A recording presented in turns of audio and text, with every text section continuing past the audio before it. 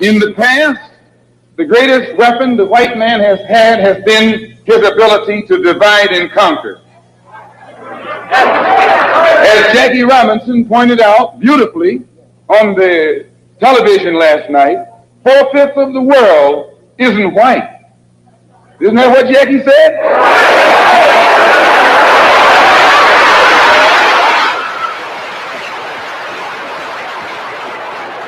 And if 4/5 of the world is dark, how is it possible for 1/5 to rule, oppress, exploit, dominate, and brutalize the 4/5 who are in the majority? How do they do it? Divide and conquer. If I take my hand and slap you, you don't even feel it. It might sting you because these digits are separated. But all I have to do to put you back in your place is bring those digits together.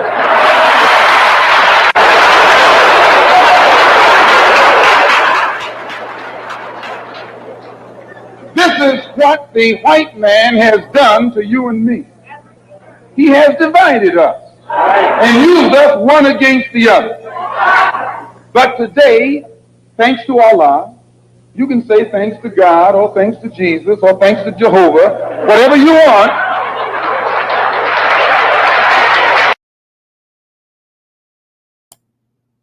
Welcome to another episode of the Nick and CJ show. I'm one of your hosts. I'm CJ. What's up, Nick? What's poppin', my friends, my family? Welcome back, Nick and CJ show. Glad to be with you guys. This is a much needed break for you guys from January 6th hysteria. This is a safe space for you guys to avoid a lot of that nonsense. I even saw Democracy Now! Was live streaming January 6th. Shit. So this is the safe space for this. This is where we actually get hard-hitting proletariat news. We got a great show. We got guests later today as well. Great writer, podcaster, Q Anthony and Mene. Good to be here with you, CJ. Absolutely. Let's just quickly go over the topics. Everybody saw the graphic. I'm going to pop it up there because I just like to see it as I go over it. So we have the AOC story where she goes on CNN and refuses to endorse Joe Biden. Of course, the Summit of America has been a disaster, and it's showing declining influence of the U.S. empire. And then we have a great segment with a video with, I don't want you to think she's here live, Abby Martin, talking about this woke CIA PsyOp, and it's actually a video the CIA put out. Of course, we're going to cover Grayzone has been censored by YouTube. We've been censored, like a lot of our comrades has been censored, so we'll discuss that. And then, I don't want to say his last name, but I think it's Juan Guaido. I think that's how you say it. Yeah, that's close enough. He gets a well-deserved beatdown that any CIA-backed candidate should get. So we're going to cover that video. And then the big picture there, Khanna or BJG recently put out a video where she's talking to Khanna, and she asks him some few things, one of which is the race, Nick, between Nomiki Kuntz and the progressive, the DSA member who was already running. So he talks about that and why he endorsed her versus why he did not endorse Nina Turner. So we'll cover that video also. Do you have anything in particular?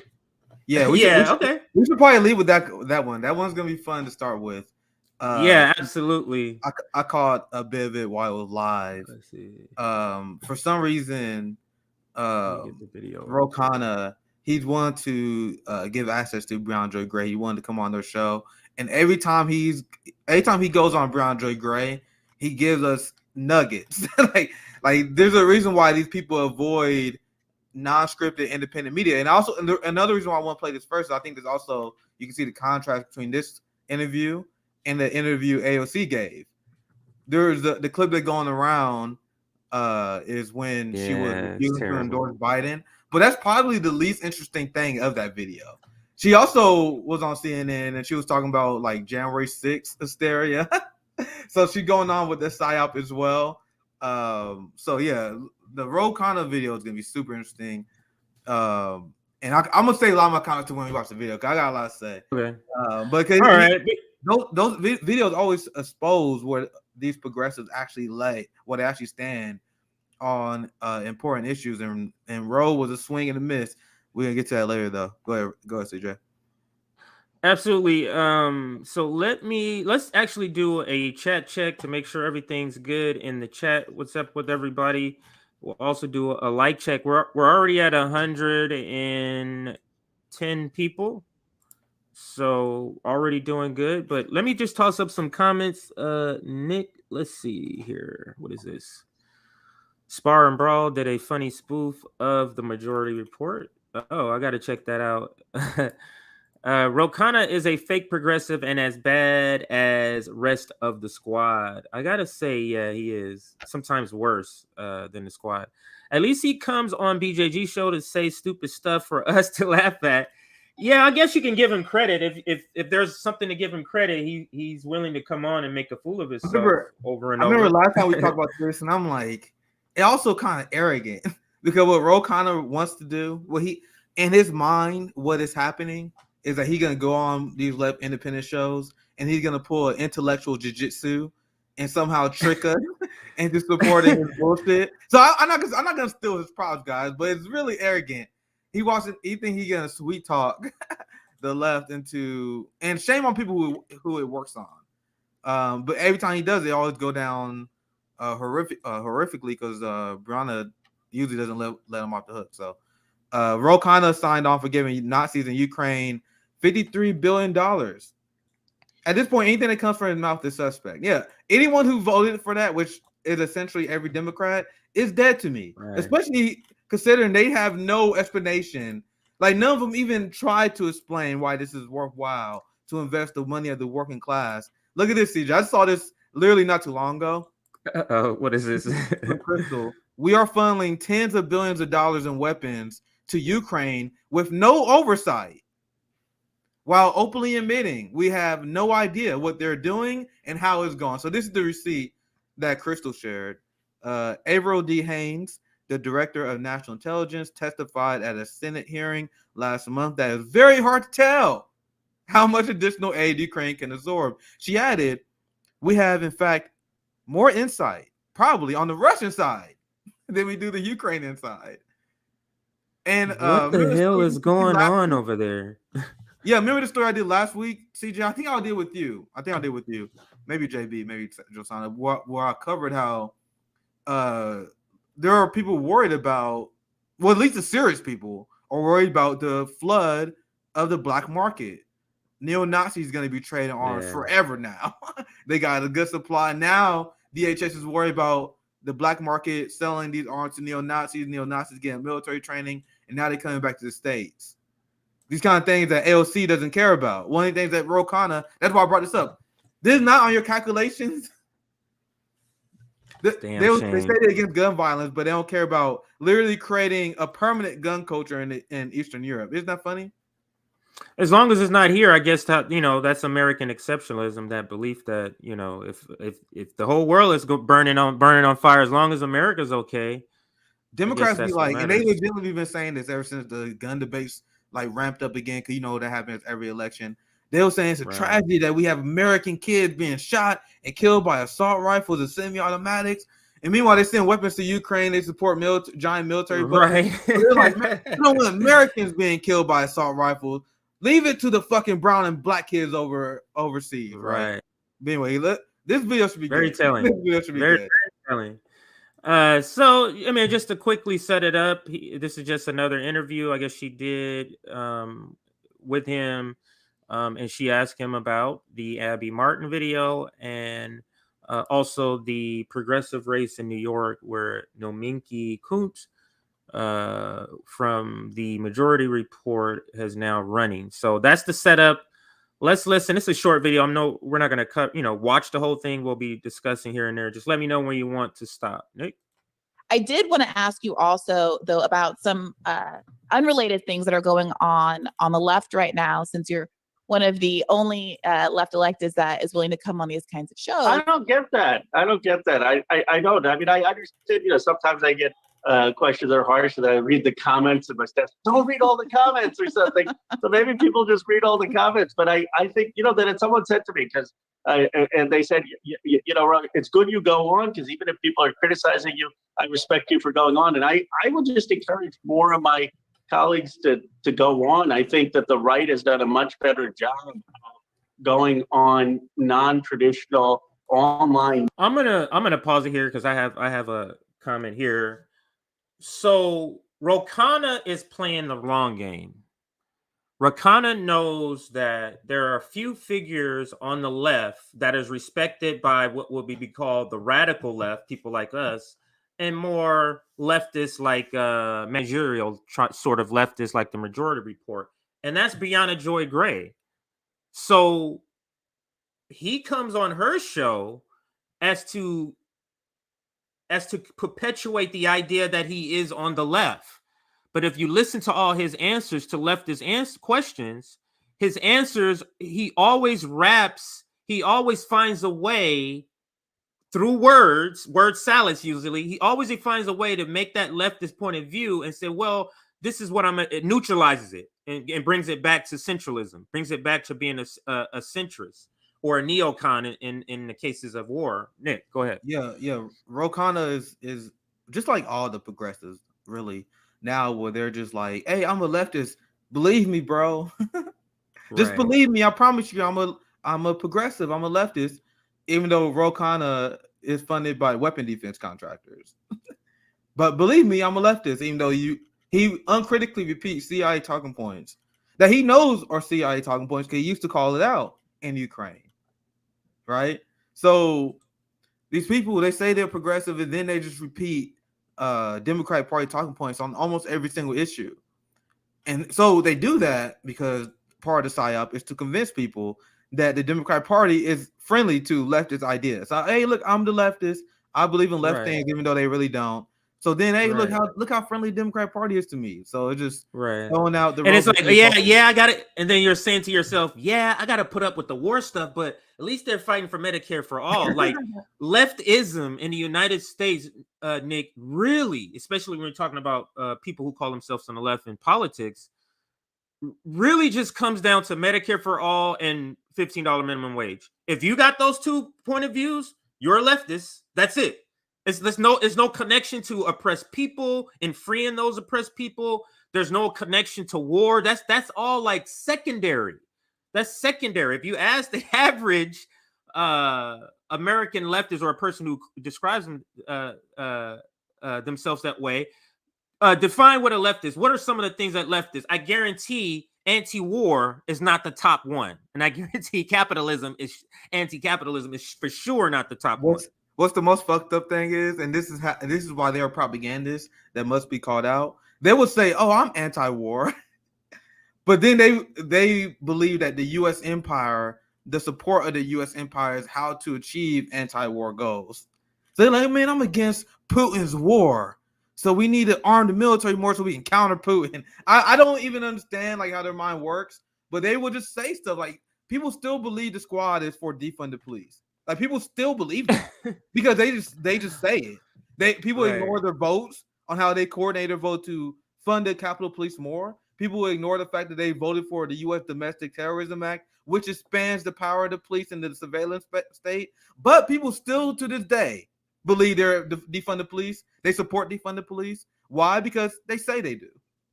That's it.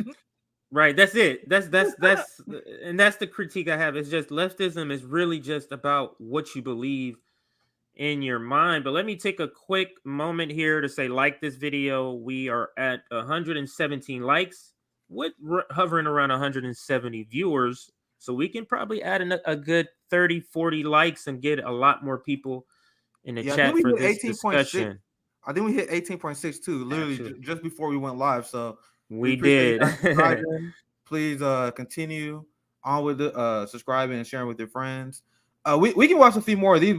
There's a few good clips that she posted out. We can just play those. So but let's listen just to the intro and then go ahead.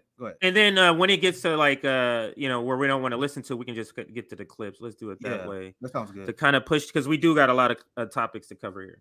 Media to build a base, and I think we have to do that. And one person can't do that. I think we ought to have 15, 20 members of Congress, senators going on these types of programs. Well, I hope they hear you. And next time you're chit-chatting by the office cooler, if you want to tell Corey Bush, AOC, Mondaire Jones, whomever it is, to come on, we'd love to have them. But one thing I did want to ask you about was, the left has been curious about your decision to weigh in on the New York Senate race, where the DSA endorsed candidate Kristen Gonzalez has a new challenger in the form of Nomiki Konst, who is, herself, embedded in the left media world, has previously run for. What do you think he's doing by doing that? He been asked a hard question, right? Understood. Yeah. Shut the fuck up. Sorry. Go ahead. That's like, what bro, he does. You think that make you sound compassionate or something? Like you really bro, shut up and just answer the damn question honestly. Like he's a lot more transparent in his obvious bullshit. Like it's gonna be clear in this interview. Like you've watched it, so it's gonna be clear in this interview. Watch. He ran for public advocate in New York and is known to many in this arena. And she was part of a community on the left that was very critical of the Force the Vote movement, largely because it was considered to be divisive, that it was dividing the left. And now some people are saying that she's doing the same by entering this race where there was a clear progressive candidate. You have endorsed Nomiki Konst. And I will also know, on a personal note, one of the first articles I ever covered for The Intercept was about your endorsement of Joe Crowley over AOC back in the day, and then the revised. So a progressive, they endorse Joe Crowley's now, Nick? That's what happens, leftists? Yes. I didn't know that ridiculous? That's ridiculous. Now listen further. It's more ridiculousness right in a few seconds after this. Watch this. Kind of dual endorsement. So what has caused you to weigh in this race, and why Nomiki? Yeah, well, for the AOC thing, I'm proud I'm the only member who actually did endorse her that race, a dual endorsement by. He's proud that he did eventually endorse AOC, even though it was a dual endorsement. So you can make bets where you take both sides now and you win either way, Nick. That's what Ro Khanna's doing now. Ro Khanna is taking both sides, and like I'm proud. I'm endorsing everybody. That's what Ro Khanna's doing, Nick. Go ahead. Listen to what he says too. I'll be short because I want you guys to listen to what he says. Like he literally says he pretends a dual endorsement is something worth talking about. If anything, dual endorsing someone should be a negative on your record. Like that should be something that you spineless, bro. What does that even mean? Like think about this, guys. What does that even mean to have a dual endorsement like that? There's two people racing in the race. Who do you prefer? I don't know, man. I like them both. That's like the most spineless standing on the fence shit that I ever seen. I remember when the New York Times did a dual endorsement of Elizabeth Warren and Amy Klobuchar for president because they were too spineless to pick their favorite establishment lapdog. Yeah. They were like, we gotta find a woman for sure. That's why they did it. But they're like, we don't know which one we like best. So let's do a dual endorsement. And it's like, what is the point of that? That is such a. I don't understand. Like Nick, like if we had an organ, like I don't understand even how. I'm trying to understand what intellectual point of view would you come up with a dual endorsement? Why? Like I'm just saying, any person who have all of their mental faculties and they've been to school, when that dual endorsement idea come up, I don't understand why it's like that's some dumbass shit and I ain't doing that. I don't understand like why that's not your reaction. That's Washington brain, even coming to your own head. it's Washington brain. And last time I was saying we can continue the clip. Peep the strategy. Remember my whole point. The thesis of RBN on why we say we should not waste time with the Democratic Party. They are here to purposely lead workers off a cliff. Yes, I said workers, not just love the workers. Right.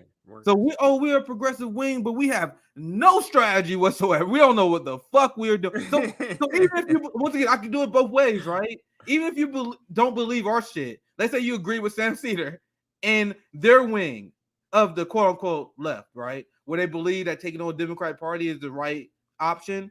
How does any of this make sense? And I'm gonna let you continue. He's like, yeah, there are two progressives running in the race, but yeah, man, just I like Nomiki because we were friends before. Like, bro, where's the fucking strategy? It's so unserious. It's so unserious. Like, yeah, man, she wrote a nice tweet about me before. Like, I think it's very it's serious, but it is very telling to what you're saying. How this is completely no plan mission, but I did endorse her, and obviously that turned out to be a correct bet given all that she's contributed. Now you're trying to take credit, but you keep going. You keep going. I was just about to say the same thing. I was trying to stop myself. I was just about to say the same thing. So guys, I promise I'll shut up and I'll let it continue. But he does a dual endorsement, and then he praises his spineless. Like, yeah, I'm glad that I called AOC winning. No, motherfucker, you endorsed Crowley too. So what happened if Crowley would be AOC, man? Yeah, I'm glad I called that race. Yeah, I got the neoliberal white man to be. Like, bro, you guys see how shameless this person is? But go ahead, CJ. I'm sorry. I'll try and let it go a little bit longer. Oh, Nomiki, look, I've known Nomiki. Nomiki, when I won for Congress, had a tweet that criticized me because I had beaten my Khanna. And then we actually struck up a conversation and friendship, and both became huge supporters of Bernie Sanders. As you know, she's been a very strong supporter of Senator Sanders, and I got to know her. You see how serious people are? Yo, I support this person having political power because we had a conversation on Twitter. So you haven't looked at the demographics of the community. You haven't looked at the other candidates. You haven't looked at any polling. That's what we do now. We just go, hey, I know her. Let me go ahead and endorse her. That's the intellectual sort of steps that they have for endorsing, I guess. But he does explain. I think he does explain. I can't remember. In my involvement in the Sanders campaign, but also before that, in calling on Senator Sanders to run, and she started a organization that was encouraging working mothers to run for office. So I don't know her opponents. I don't know New York politics obviously that well, and I've heard only good things about her opponent. I mean, no disrespect. I'm just you believe that we need more progressives, but you have no idea that there's a progressive, a DSA member. Yes, like, he does. But yeah, I was just about to say that either he's lying, or he's not. He's illustrating how unserious they are about getting progressives elected. I give these people very little benefit of the doubt, ladies and gentlemen. Very little, because that's the line you see from a lot of Nomiki supporters. Like Sam Cedar, he still endorses Nomiki, and he like, man, I don't really know that much about district. I don't know. Yes, guys, these people know you as if they don't, like, they didn't do a quick Google search. So this is their friend, and this Sam Cedar will have you believe as well. Your friend is running this election, and you don't bother to Google it. So I'm telling you, CJ, if you AOC endorsed her too, so their favorite person, they're saying we have no idea that AOC endorsed. We don't have any idea, even though she literally endorsed like a handful of people. They're trying to make us believe that they don't have any idea. It's ridiculous. So think about this, because they friend, like Cedar, for example, is friend with Nomiki because they on the same show. Imagine if like CJ or Rome ran for office, and then you ask me about it. I'm like, oh, y'all have no idea what's going on in this. No, as soon as you guys announce you run, I'm like, all right, let's look at the demographics. Who's in the race? Like, bro, it's game time. You guys see how unserious they know it's about the grift. But sorry, go ahead, CJ. They do. I'm gonna let the video. No, they do more. But this is so. Like, we only 3 minutes in, and Khanna is already making a clown of himself, and I have no idea how this shit works for anyone. But go ahead. He looks a little disheveled too. Like his collar is not as crisp as it usually. His hair is kind of. I wonder what's going on. He's like, man, I'm about to say some bullshit. Let's just turn the camera on. That's probably what he said. He didn't care what he looked like. Worked with Nomiki a lot on progressive causes, and particularly in support of Senator Sanders and some of. In her work when she was at the Young Turks, and that's why I endorsed her. But can you tell me a little bit more about the endorsement process, though, Representative Khanna? Yeah. Because it does seem to me, certainly in this space, folks are going to make friends, and people are going to have personal relationships. But that shouldn't necessarily translate into an endorsement, especially when, per your own admission, you're not particularly engaged and are knowledgeable about what's going on in New York state politics. And there is a candidate in the race that seems to have gotten the endorsement and support of the progressives in the state who are very engaged in progressive politics. Isn't one option just to sit this one out? It is, and usually I do sit out in most races in places that I don't. I got to be a spoiler, and I don't just endorse friendship, though. Of course, I am partial to people who I don't just supported Bernie Sanders. I mean, I have to admit that that's a criteria that weighs heavily on me. Jonathan Jackson in Chicago, I'm endorsing him partly because of the work we did. So the line I draw is that if I know someone well and worked in progressive cause, he has no idea he's setting up himself for a Nina Turner question, because Nina Turner was the co-chair, not just somebody. Like, they worked like this, hand in hand, co-chairs. Look at all the filler. I'll keep it short, but look at the filler. This is him. He's trying to think of some shit to say. Yes. When he asked that question, he was like, "Oh man, I wasn't saying that. I'm just endorsing because of friendship." You just said that, by the way, though. He's like, "Yeah, I understand. I believe it's just a lot of filler bullshit." Yeah. Well, that said nothing. Terrible. Let's continue, because this is hilarious. It's terrible. This is hilarious. Causes together, and if they were to support Bernie Sanders, I will endorse them, but I won't campaign against other people in the race, and won't be active in that if there are other good progressives. And I actually don't know. Maybe her opponent also supported Bernie Sanders. I believe she did. It would be hard to imagine that a DSA candidate was supporting, Pete Buttigieg or whomever in the 2020 primary. It's a tough situation, but you work with people on the Sanders campaign or other things, and other causes, and you respect them, and it's more an affirmation on an individual than against. And by and large, let's just be blunt. Go ahead, CJ. I'll let it play. And unless you're Barack Obama or Bernie Sanders, maybe in some cases Elizabeth Warren, obviously Joe Biden, these endorsements don't move that many people. It's more a sense of what he plays the both sides. So he's doing the endorsement. Then he said they don't really mean nothing, though. He does the both sides things a lot. Let's continue. I think the fundamental question is, do you think it's advisable in situations like this? I mean, we all just saw what happened, how difficult it is for left candidates, generally speaking, in these races when they're going up against, centrist candidates that are often backed by big money interests in the Democratic Party. We saw what happened recently with Senator Turner. We saw the efforts that were taken against Lee in Philadelphia with DMFI and AIPAC, and millions of dollars being raised for her opponent. And so when you see a progressive have a campaign with legs on it, like we do here in New York, and there is a solidified progressive base behind her, one has to make the question, do you think it's useful for additional progressives to hop in the race and divide what is already a marginal vote in many parts of the country? I was proud to support Lee Summers. I'm very proud and endorsed her, supported her. Proud to have supported Erica Smith, who didn't quite make it in North Carolina, and other progressives across the country. With Senator Turner, I supported her the first time. I stayed out of it the second time, which I talked to her. I thought it was a mistake for the caucus to get involved in that race, and had made that clear. And I personally did not. It's hard against an incumbent, but you can certainly stay out. And in this case, I wouldn't have gotten involved if it weren't for another strong progressive. It's a mistake for the Progressive Caucus to get involved in the race with Nina Turner, but it's not a mistake for you to get involved in the race with the Mickey. Do you guys see the insane hypocrisies and intellectual inconsistencies? I'm literally biting my tongue not to stop it every time I see it. Really, everything he says is riddled in lies and intellectual inconsistencies. But you can keep playing. I don't want to stop it for too long. Go ahead.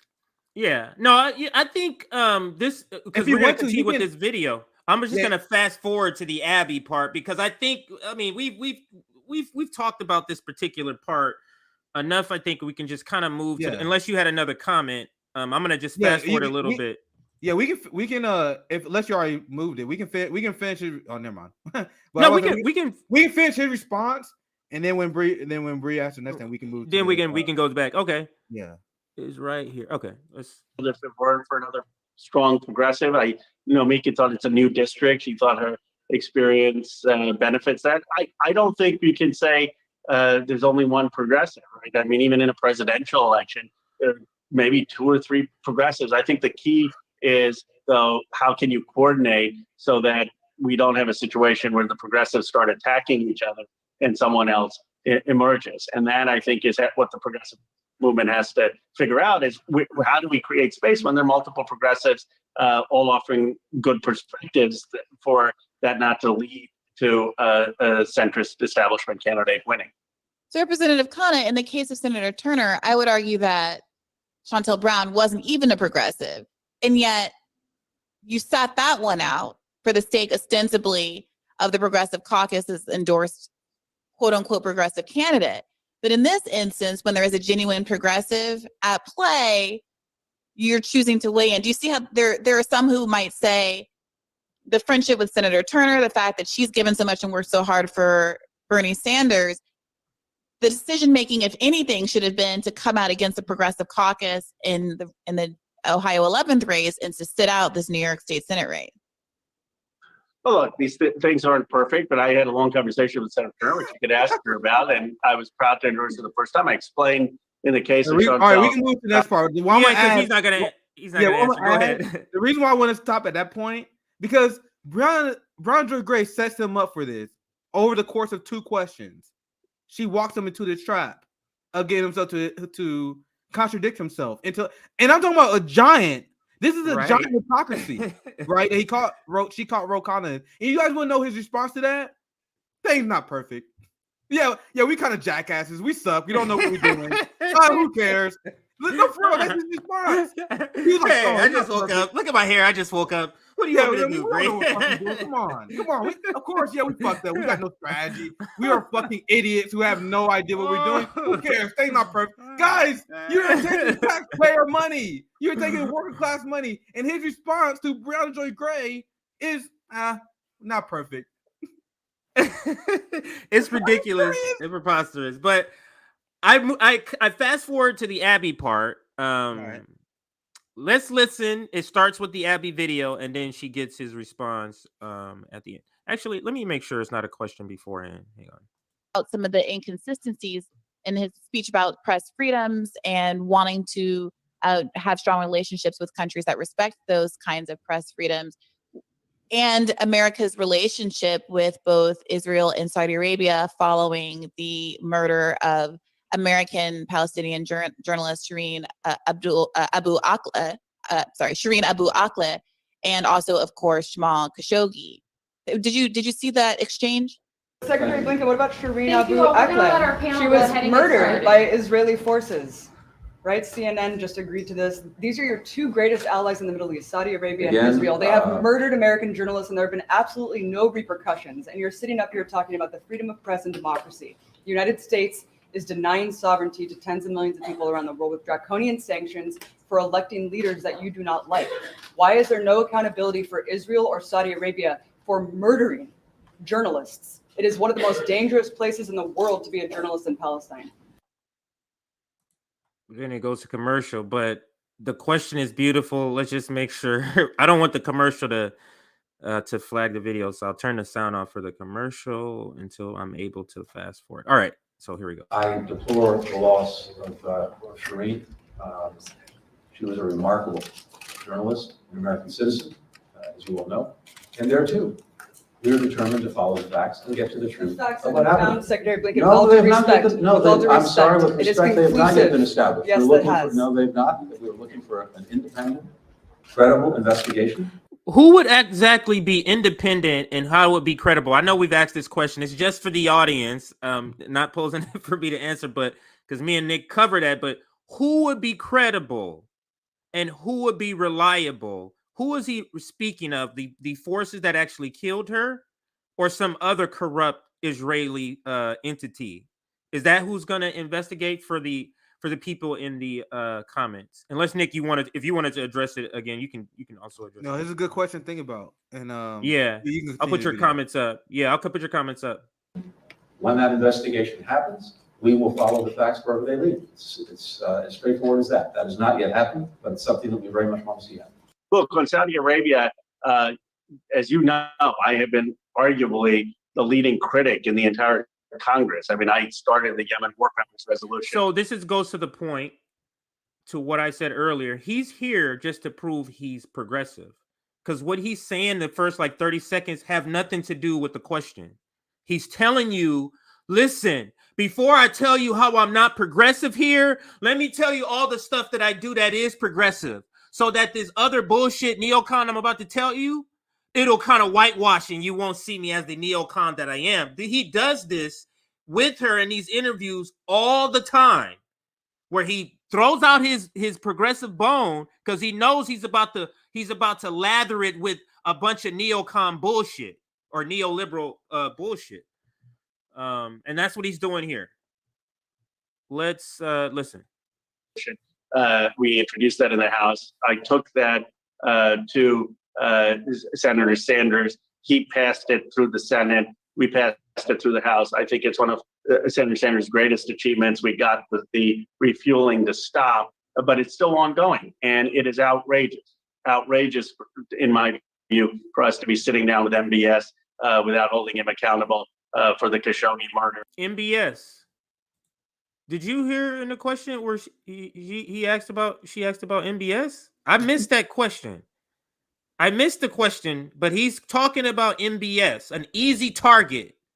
So before Khanna answered the question, he's like, fuck, this is probably a shitty ass answer. Anyone who's actually anti-imperialist is gonna get my ass for that. So I gotta lead with good news, bad news. Good news, bad news. Like, yo, I'm actually good on this issue. Now let me answer your real question where I'm actually shitty at. Right. It's actually a very interesting technique that he uses. Right. It's preparation that he's getting. Let me prepare you for this bullshit.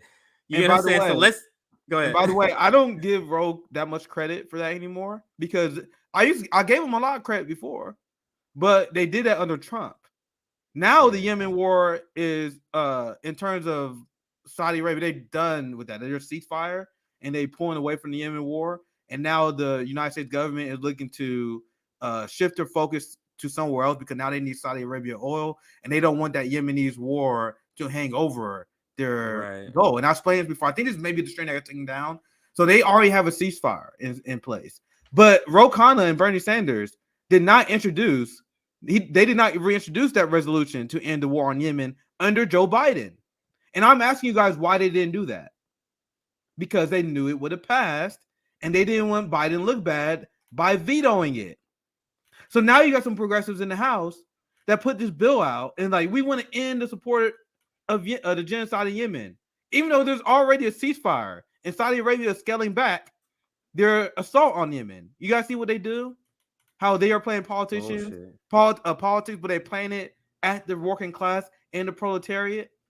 When you look at the neoliberal Democratic Party and the Conservative Party, Republican Party, they're kind of like, bro, if you're working class and you fall for this shit, that's your fault. You're a fucking dumbass. But the progressives, they are trying to trick the working class. Like that is their constituency. That's their strategy, yeah.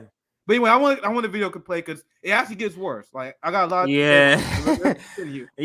Let's listen to the rest of what he says. This is pretty terrible.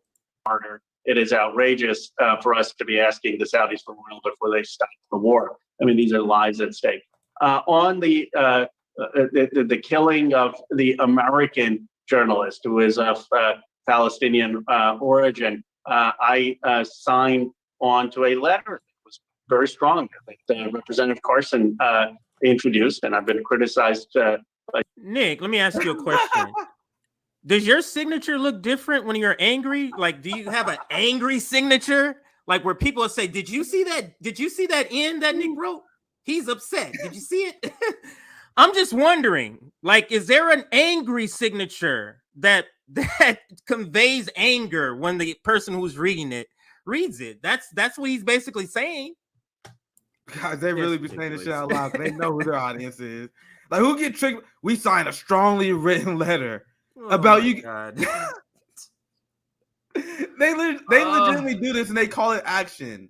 This is what we sign letters man. and we send tweets. We are so Signed a progressive. letter. It's terrible, but let's continue.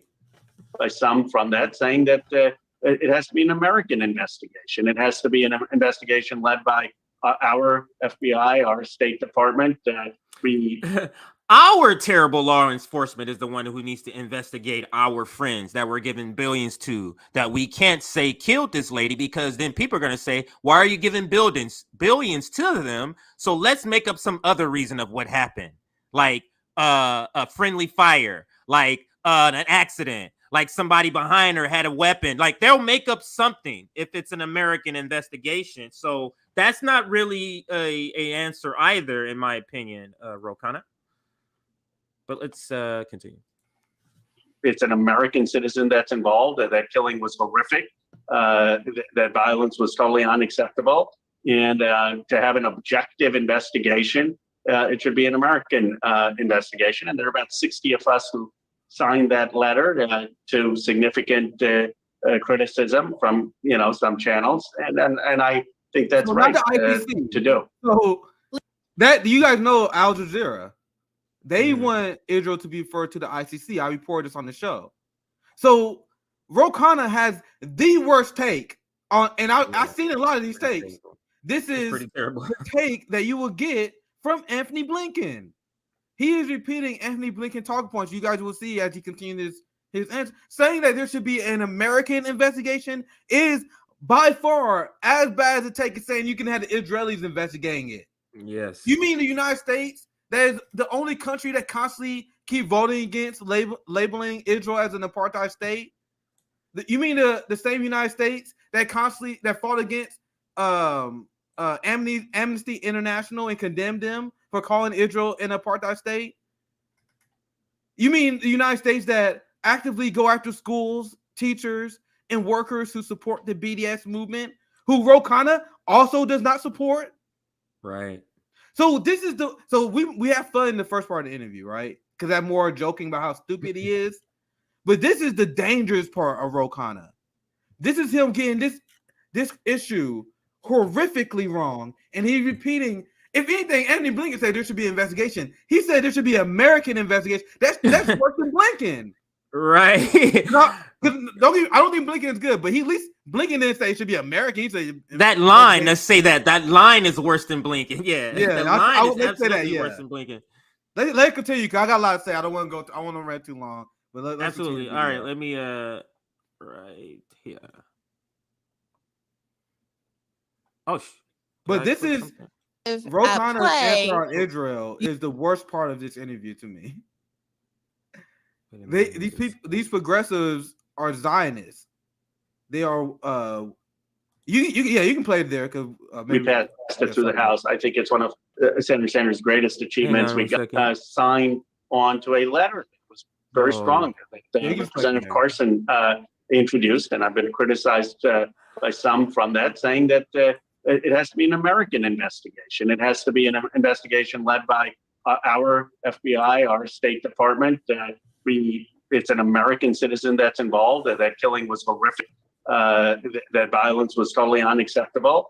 And to have an objective investigation, it should be an American investigation. And there are about 60 of us who signed that letter to significant criticism from some channels. And I think that's right to do.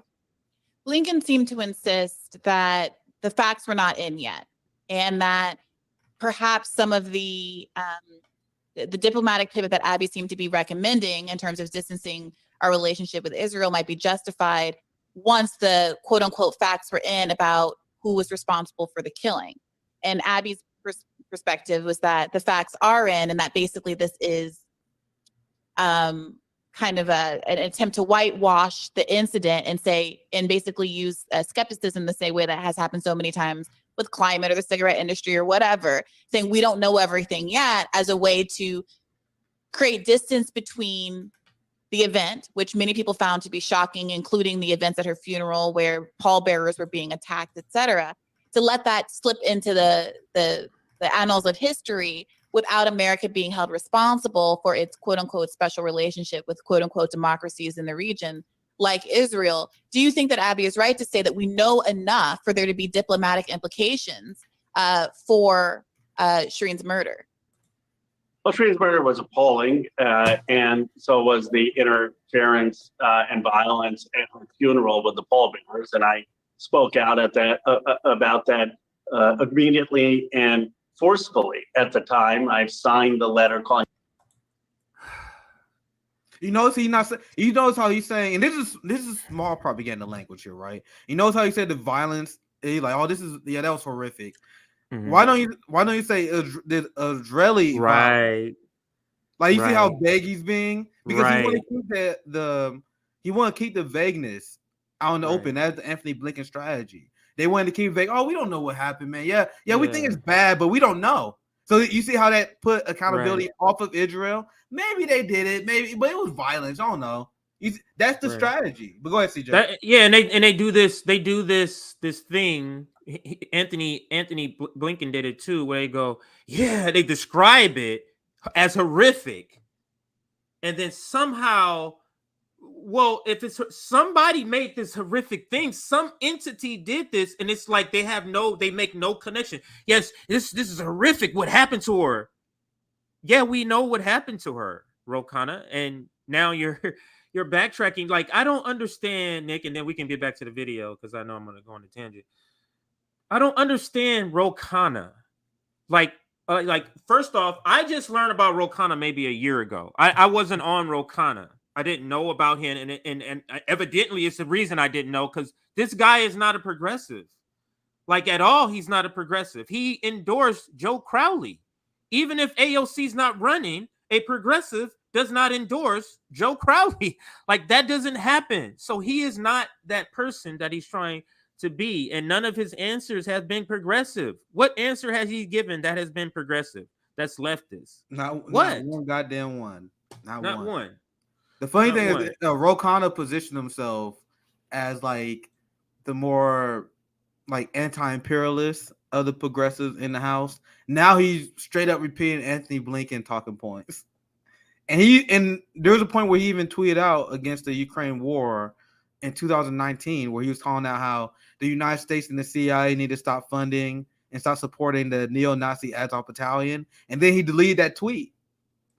So he pretended to be anti-imperialist, and he was like, I support Medicare for all, $50 minimum wage, but all this was happening while he's taking money from defense contractors, like, and then you saw him like immediately was anti-war when Trump was in office, but when the Democrats in office, he's the empire lapdog. And trust me, if the Republicans win, I think they will in 2024, Khanna gonna go back to being anti-imperialist, anti-war, because that makes the Republican look bad. But what will you do when the Democrats in office? When Democrats are in office, he supports the U.S. empire. He's gonna repeat the talking points. Then it's nuance, Nick. Yeah. Then it's nuance. When it's your team doing the same, it's nuance. But then when it's the other team, I'm taking a stand. I'm writing strongly written letters. There has to be like a strong alphabet, like where the A has like a muscle, or it's like doing a curl or something. I'm just trying to figure out this language. So I'm gonna show you guys something real quick to wrap up. Yeah, that Khanna segment, right? Because Khanna repeated the talking points of Anthony Blinken. Like, you guys saw Abby Martin grill Anthony Blinken. He's like, oh, we don't know. We need an investigation. It was horrific. Then Khanna was asked about Brick. Oh, it's horrific. We need an independent investigation. And they try to pretend that this wasn't already done and there haven't already been fact finding on this issue. And this is what Abby Martin will try and push back. I'm saying. Now, as you saw, why Khanna is repeating the same exact thing Anthony Blinken is saying. This is what I reported on weeks ago in my original breakdown of this incident. There were shooting directly at journalists. New evidence suggests Shireen Abdul-Akleh was killed in targeted attack by Israeli forces. Right. Guys, this headline is not from the Grayzone.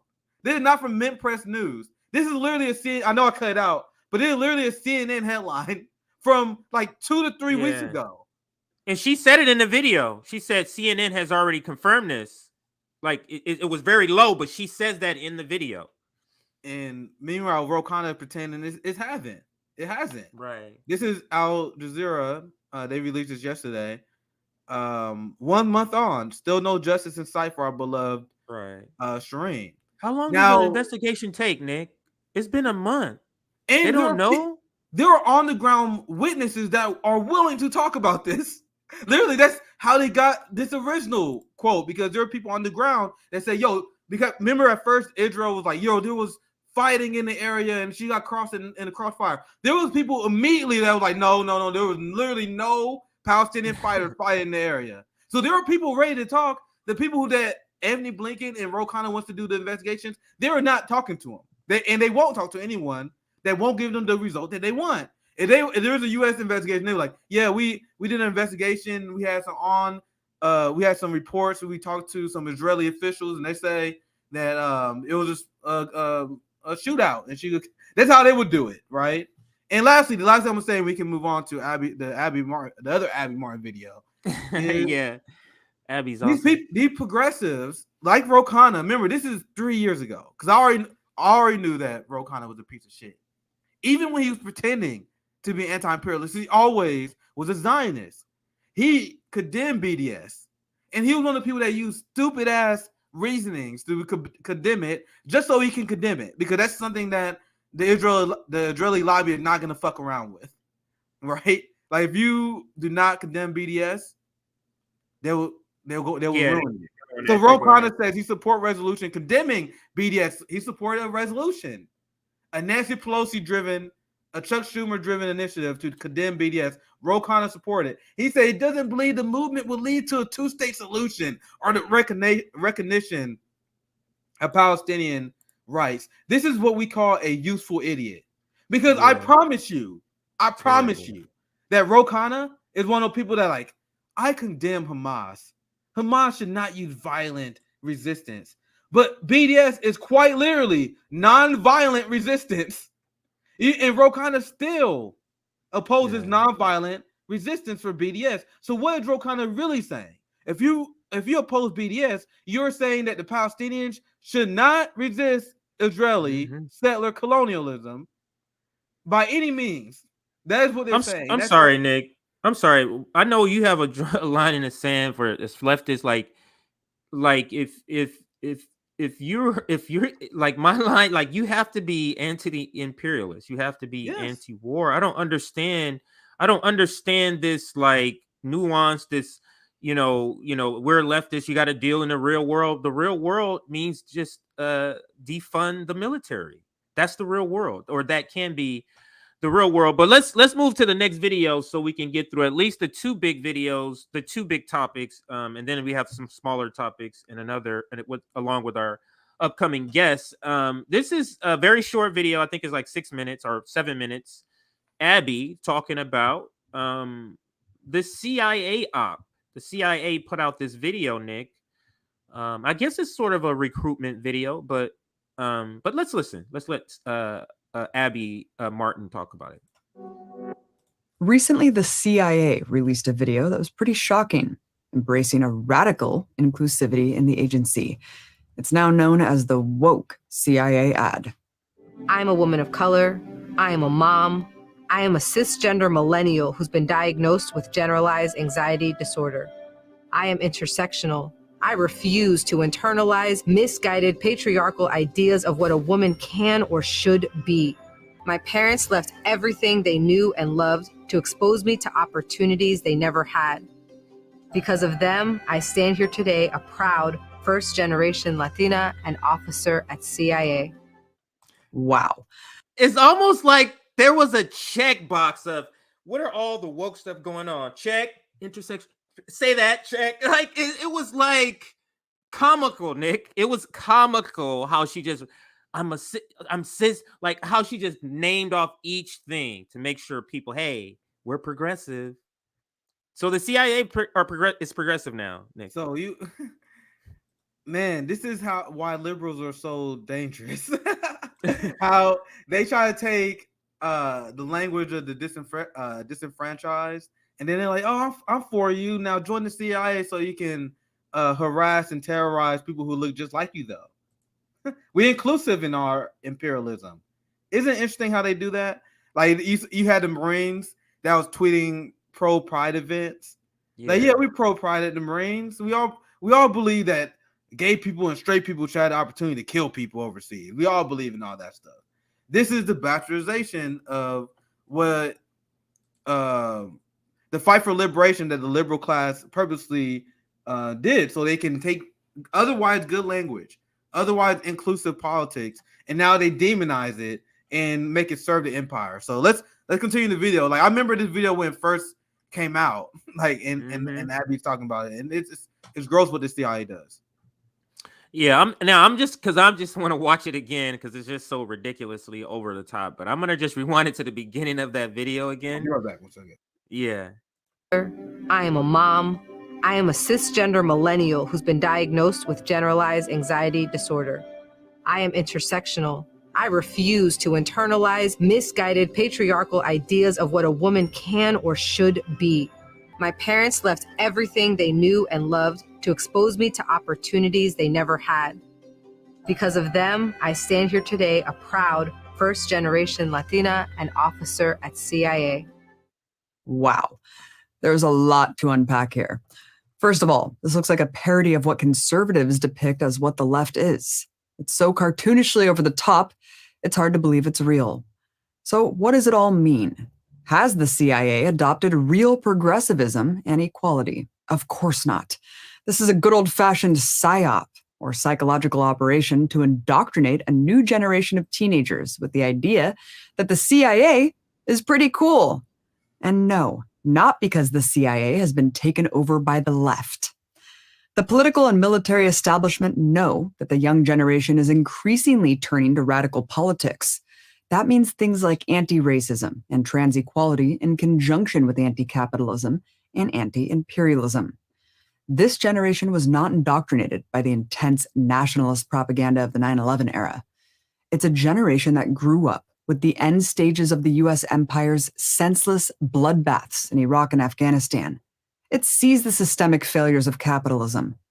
That's a big problem for an organization that needs to plan future wars without much resistance and needs to recruit a sector of the population to fill its ranks.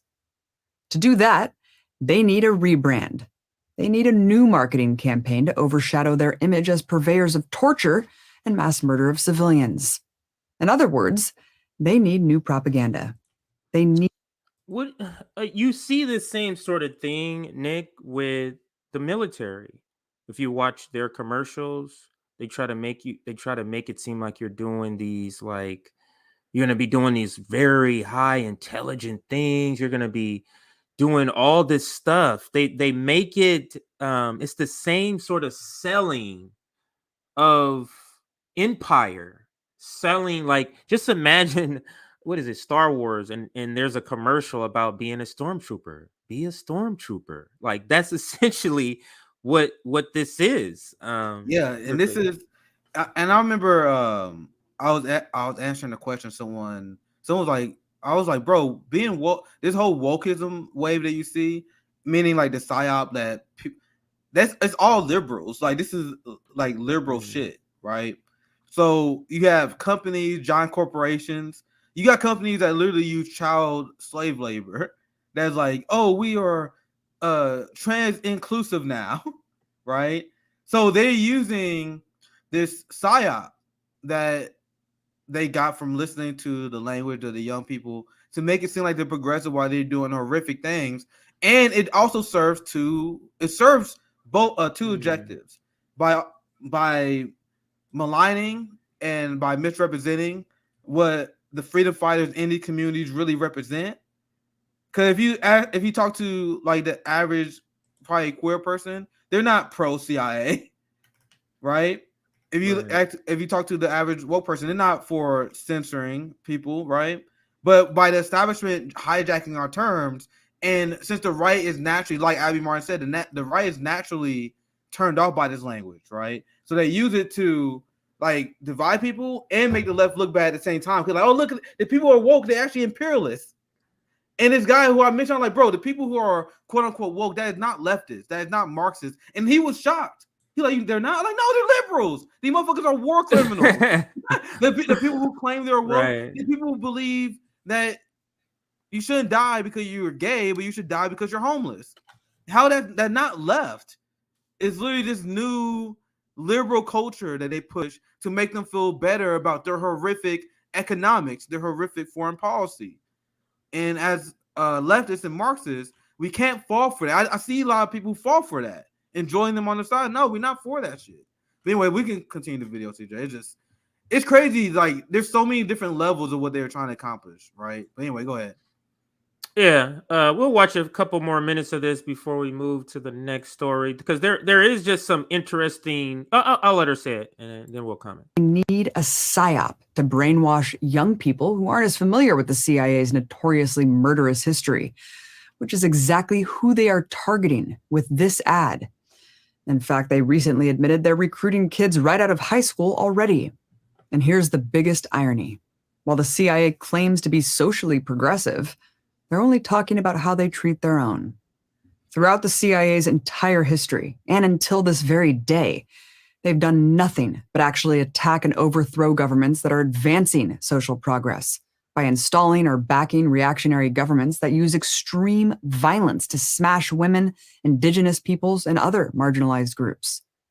The agency gives power to governments that behead women for adultery or jails people for being gay. It supports neo-Nazis in Ukraine, fascists in Bolivia, and so many more examples.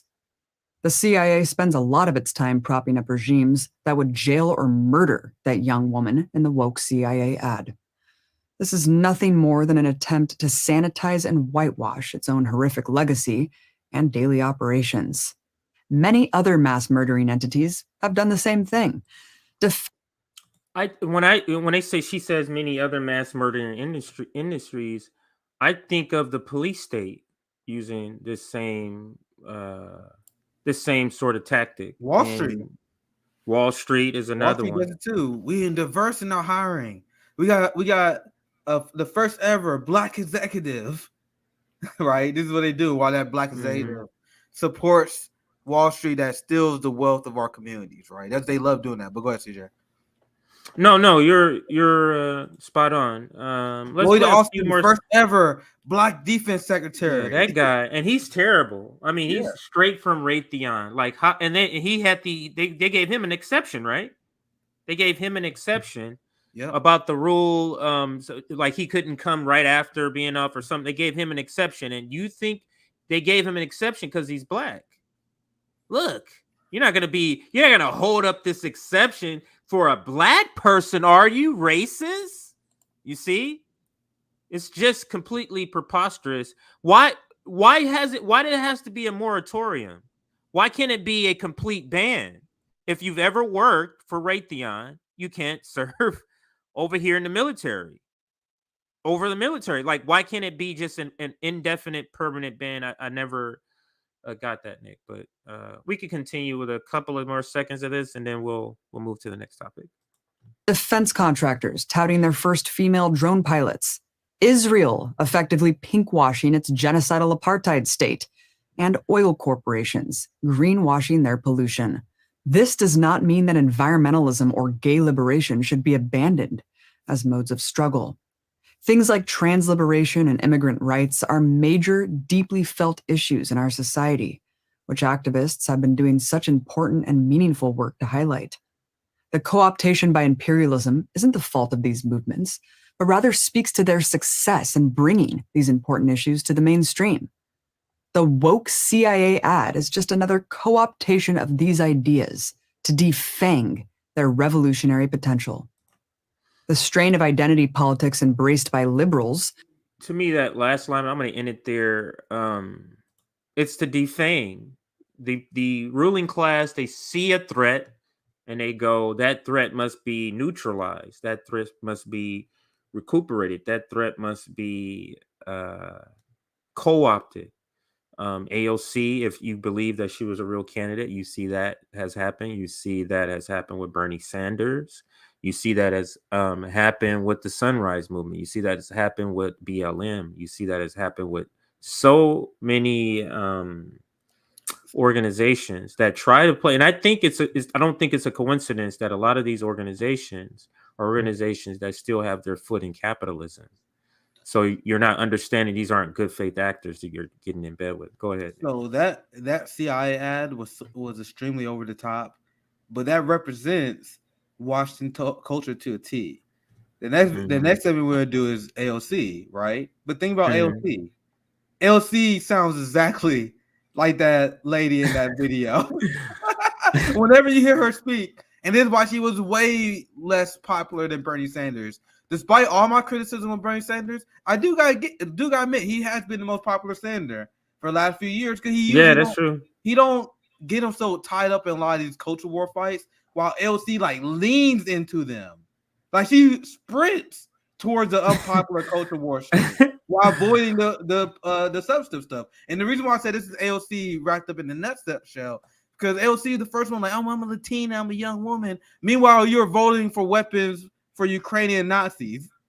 You're not calling out Joe Biden funding multiple genocides, right? So that ad, while outrageous, speaks to this large segment of like AOC progressives. I'm queer, I'm strong, I'm independent, I'm a woman, I support CIA operations in the global South. But this is what they are about. So with that said, I want to show you guys the and I'll show this one first, because she also playing the January 6th hysteria game, right? Yeah, showing me how deeply serious she is. So AOC was asked about Joe Biden, and I will let I'll try to let the whole video play, and then we give our comments. We always got to say that. Try. We will try.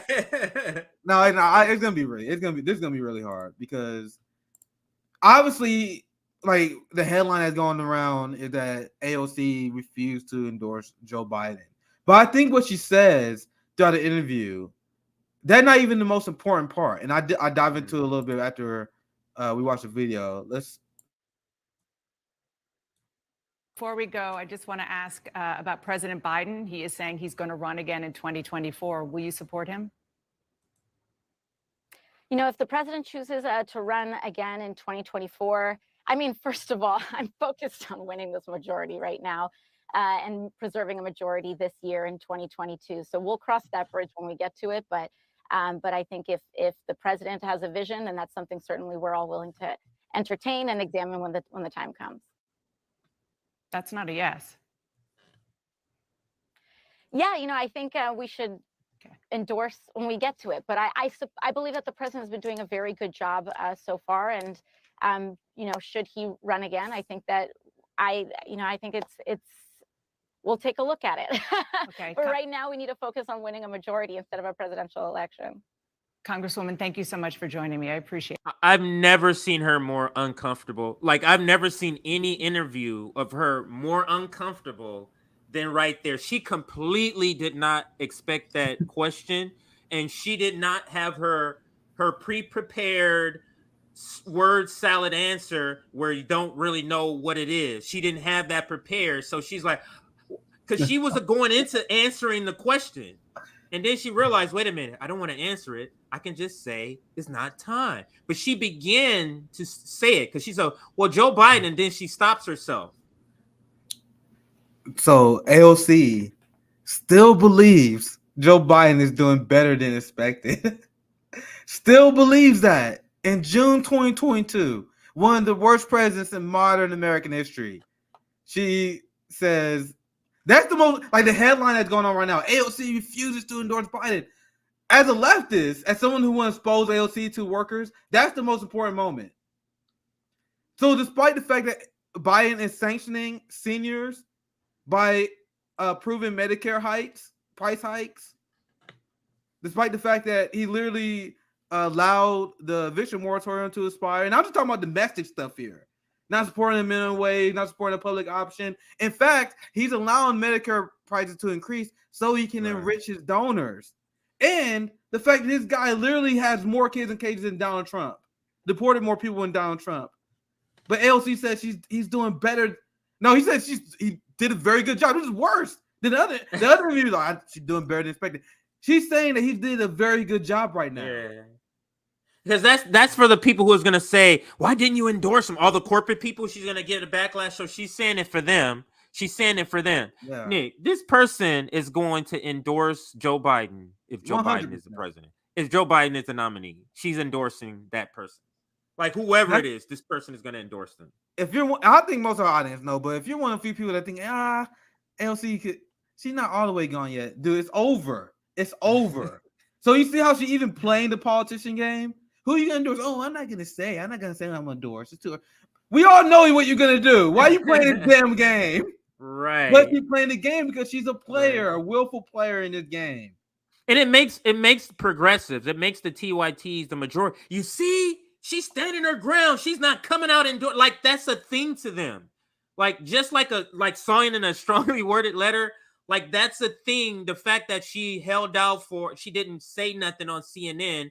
They're putting out videos. I think Rational National put out a video about AOC saying something like this. I didn't get a chance, but the title tells me the title tells me, but this is something they're gonna give her credit for, even though she's gonna end up doing it. Well, she held out for this amount of time. What does that mean? So the follow-up question to that is like, okay, so if Donald Trump is the president, you're not endorsing against him.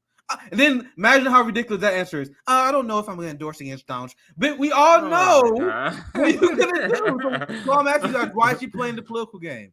That is not someone who is serious about advocating for the working class would do.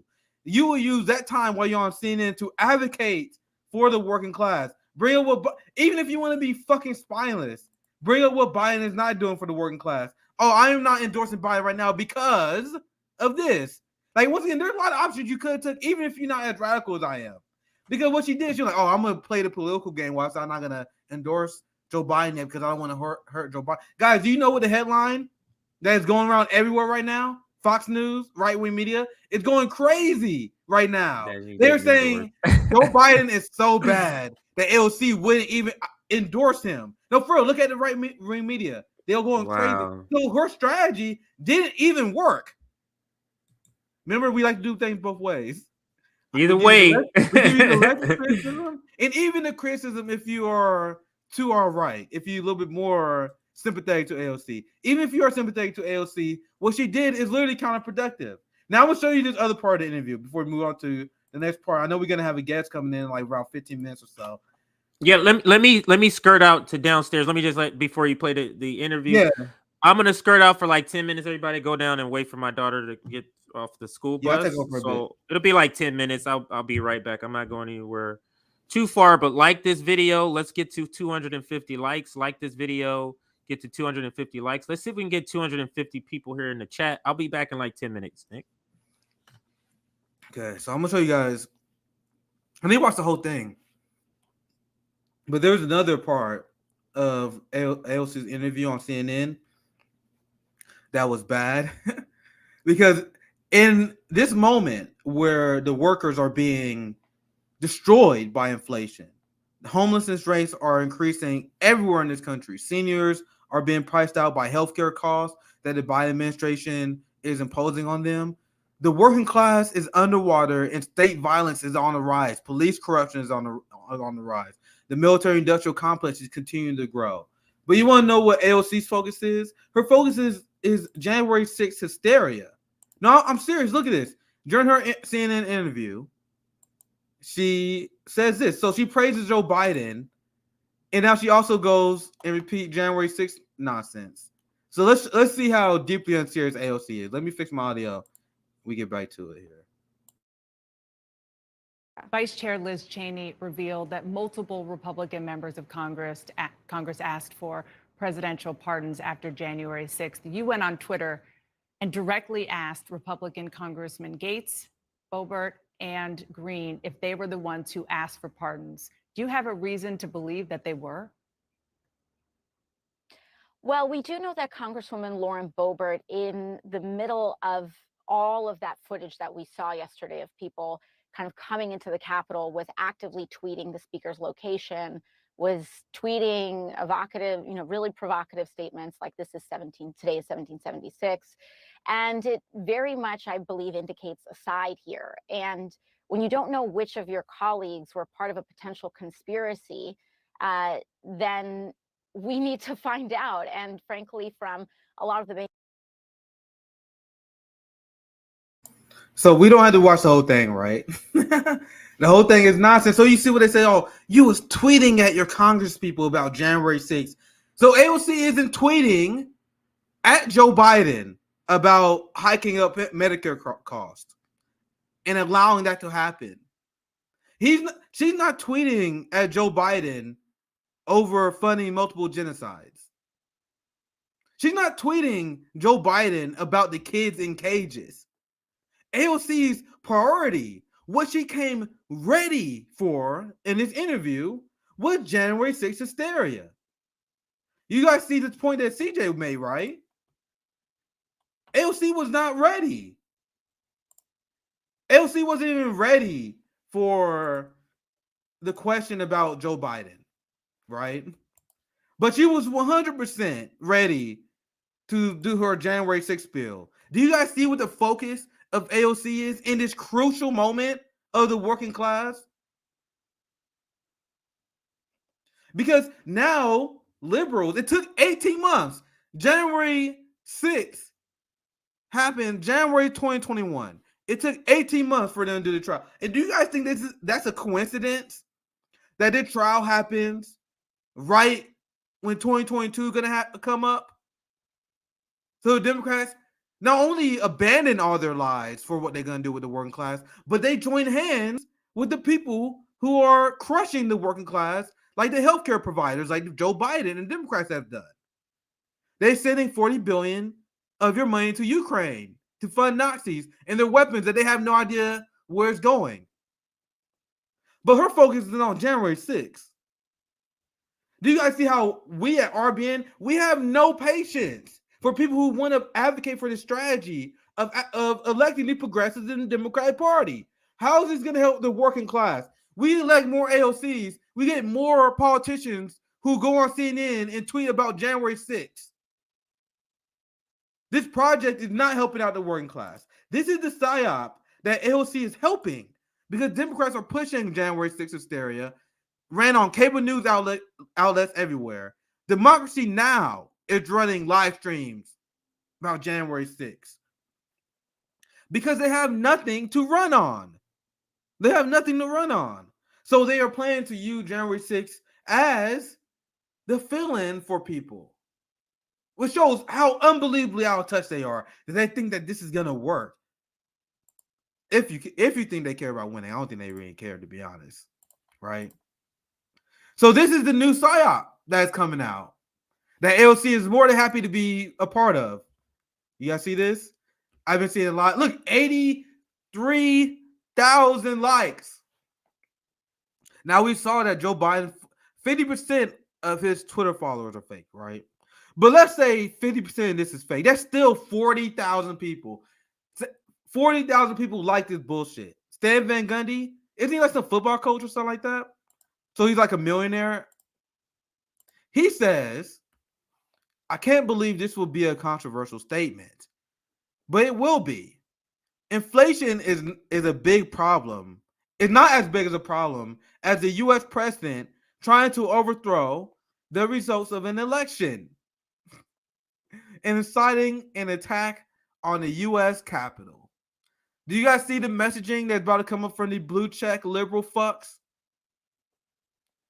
Millionaires, they're telling you that inflation is not that important. Hey guys, stop talking about the issues of the working class. Stop focusing on economic and serious topics. Will you guys pay attention to this political theater? That is what AOC is telling you. AOC is on CNN talking about January 6th.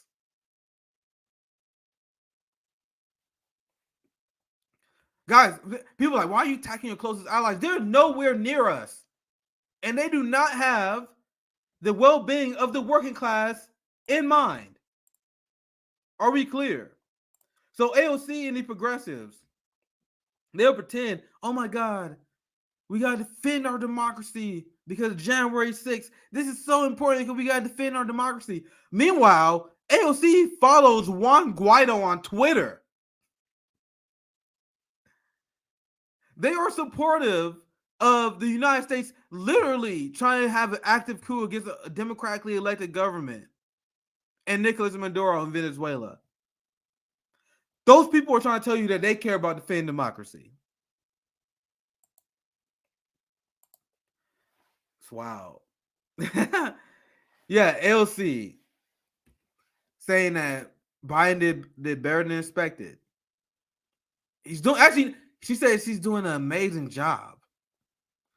So in her CNN appearance. Now think about what someone from RBN would say if we were given CNN time slots. Just think about it. Just imagine. But AOC gets a CNN slot, and she says that Biden is doing a very good job. And then she repeat January 6th hysteria. Y'all see what they do. Let's do some comment tracks here. Her foreign policy is trash. Yeah, if you're not anti-imperialist, you have no right to call yourself a leftist. So we're gonna have a guest here. We're gonna have Q Anthony and Mene come here in a few moments here. So stay tuned. We got a lot of great stuff coming up. I want to bring up, since we talk about Juan Guaido, I want to talk about the Summit of Americas and Juan Guaido. So you have people who have the January 6th derangement syndrome. Well, I believe the Democrats, they're doing it for a reason. They know it's bullshit. But they want people to focus on political theater instead of actual economic and working class issues. And you guys see AOC is more than willing to do that. And they pretend they care about democracy. Meanwhile, they support Juan Guaido in Venezuela. So people in Venezuela are not happy because you saw the Summit of the Americas where you had the U.S. called out for their hypocrisies on democracy, right? Here's Juan Guaido. This is my friend Chris. He said, this is probably the biggest blunder in CIA coup history. Total embarrassment. This is Juan Guaido being attacked again. Because people do not take kindly to U.S. puppets like Juan Guaido, who try to overthrow their socialist leader, Nicolas Maduro. Another U.S. puppet. Then the United States have the nerve to lecture about democracy. Now, this is funny because Anthony Blinken even acknowledges this. So this is a tweet from Anthony Blinken on Guaido being attacked. He said, for the second time in many weeks, interim President Juan Guaido was attacked in Venezuela. The United States is deeply concerned and condemned these escalating attacks of violence, harassment, and intimidation against the interim President Guaido and all who stands for democracy. What election was held that made Anthony Blinken the president? What has he done for the good of the Venezuelan people? In fact, they don't even know who he is. This is Margaret Kimberly. She's joining the show tomorrow. The outside review with me and Josana. I can't wait to ask her about this. She said, but when you need Maduro, when you need it, but you went to Maduro when you needed oil, and you didn't invite Guaido to your failed summit. Give it a rest, Tony. I love this meme. Make your biggest haters your biggest customers. And this hypocrisy of the West is why the Summit of the Americas was such a disaster. Such a disaster because it's been dominated by U.S. hypocrisy. Because AMLO and Mexico called their bluff since they refused to invite Cuba. They refused to invite Venezuela as well. Nicaragua. So AMLO called them out. Guatemala stood in solidarity with Mexico as well, and they boycotted the summit. So I'm gonna show you guys this because when we broke down the Summit of Americas and what was going on there, I explained how the Summit of Americas was showing a weakness by the United States. So you had a summit that was meant to bring unity among the Western Hemisphere and the Americas in light of the United States' ongoing Cold War against China and Russia. And what it will show that the United States is weaker than ever, and the Western Hemisphere is not as united as we would like to think against these said threats. So check this out. The Summit of the Americas was meant to counter China's influence. Instead, it showed how weak the U.S. is. A gathering of Western Hemisphere leaders in Los Angeles this week gave Biden a rare and vital opportunity to mend burnt bridges and counter growing Chinese influence in Latin America and the Caribbean. Instead, analysts said, the Summit of the Americas achieved neither. Much have changed in the Americas in the nearly 3 decades since the U.S. last held the summit in 1994. So when they first had the summit in 1994, they were like, all right, this is a start of a new day of the Western Hemisphere being united as a neoliberal trade bloc. And then that was destroyed because South America elected a lot of socialist leaders. So then the summit and the unification of Americas was disbanded. So now they're trying to bring it up again. The reason why they bring up the summit in America was to counter China and Putin. And now these are the reasons why, at least according to the Times article, and we covered this before, why the Summit of Americas was such a tragedy. The guest list.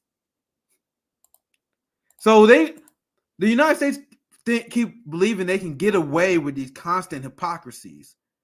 And Cuba called them out. AMLO's calling them out. You have people calling the United States out, like especially in the midst of this Russia conflict. We have countries that say, you want us to make sacrifices, you want us to destroy the working class of our country to fight against human rights violations when you guys are the largest exporters of human rights violations and supporters of human rights violations. So this is what they get into when they said people was upset over the guest list. They say, oh, we don't support these people because they are dictators and authoritarians. Meanwhile, Bolsonaro, literally the biggest authoritarian ever, who was literally funding a genocide against indigenous Brazilians, he's allowed to join the Summit of Americas. So let's go over the guest list tension. The event, which Biden said would showcase bold ideas and ambitious actions, was soured by snubs and diplomatic tensions before it even began. After Biden declined to invite the autocratic leaders of Nicaragua, Venezuela, and Cuba, Mexico President Andrés Manuel López Obrador said he would boycott the summit, otherwise known as AMLO. While other regional leaders acknowledged these countries' spotty human rights records, they also criticized their exclusion from the gathering. When the United States attempts to exclude certain countries, ultimately it only serves to reinforce their leaders' actions at home. Leftist president of Chile said. So this is why this summit was a disaster, and why I will never understand why the Biden administration thought they can get away with this. Because even the people who didn't boycott the event, they was constantly asked why they didn't because of this.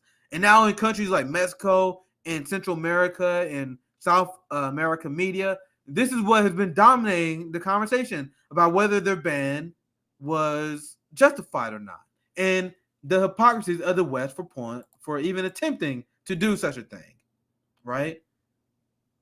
So yeah, someone said this is the Roman Empire 2.0. Yeah, we are losing influence so fast. U.S. hegemony is dying quickly. If you are a member of the working class, if you are black and brown or colonized, we should be cheering for this. This is an amazing turn of events. So let's continue reading about how the Summit of America was a complete failure.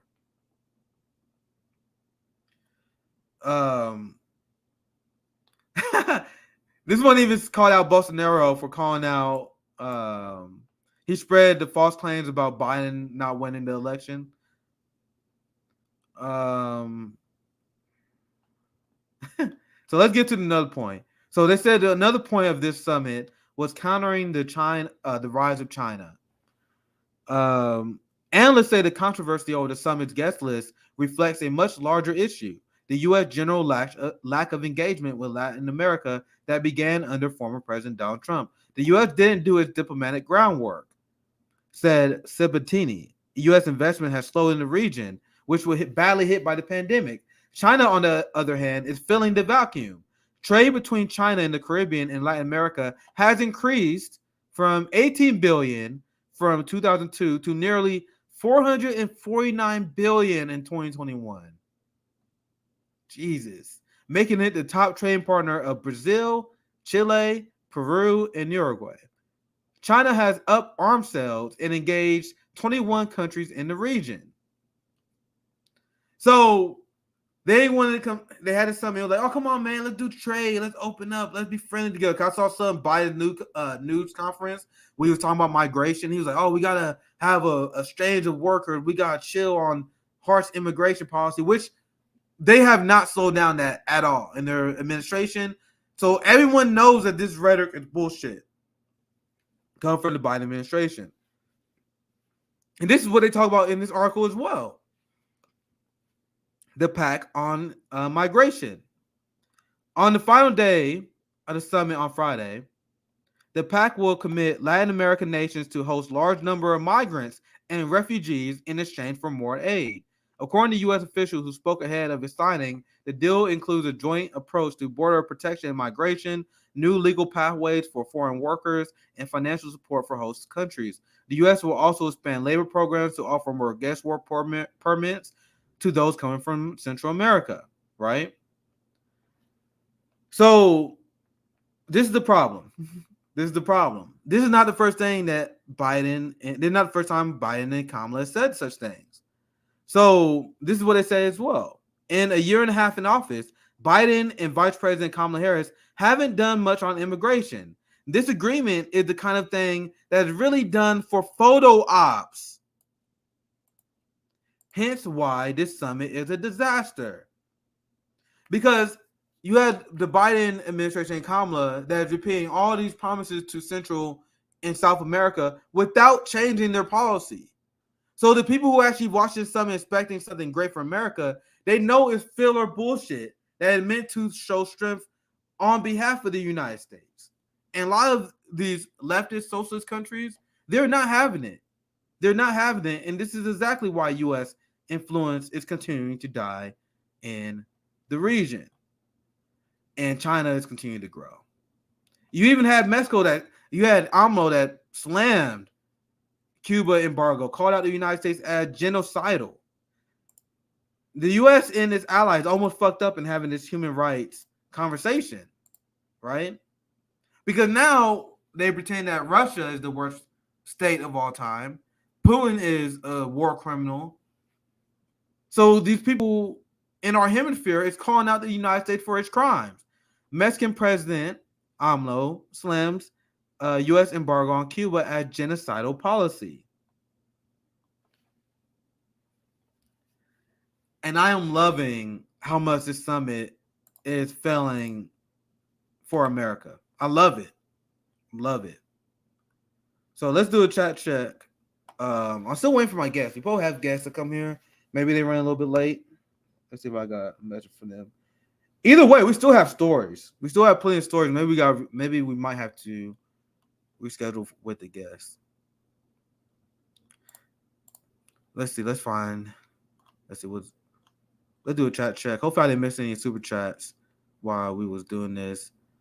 Please go to Israel for training and for tips. Yeah, that's why there's a strong solidarity between Palestinians, Black Americans, because we know, like, when you look at Israel apartheid, when you look at here he is. This is my guest. Here's my guest. Yeah. Then my guest texting me. We all get Q. He's our guest coming up for next hour. Yeah. So we are live now. Sorry, I'm gonna try to get my guest in here. 1 second, guys.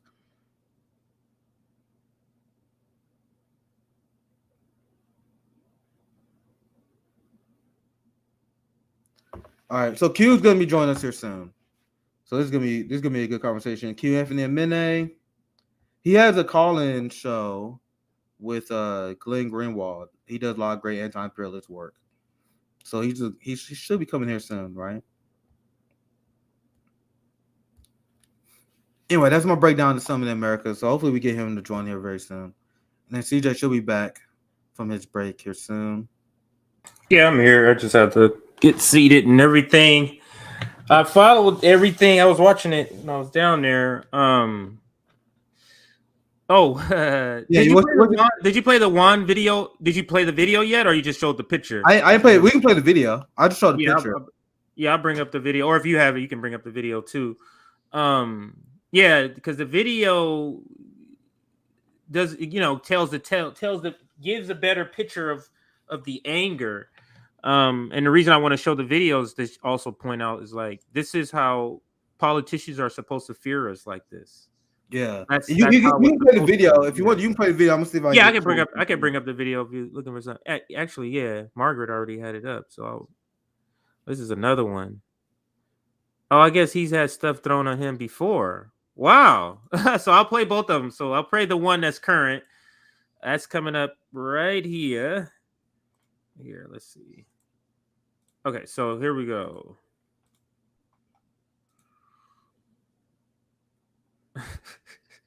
I'm sure most of our audience has seen this, but it's always good to watch a CIA-backed candidate have to run from people. So let's look in.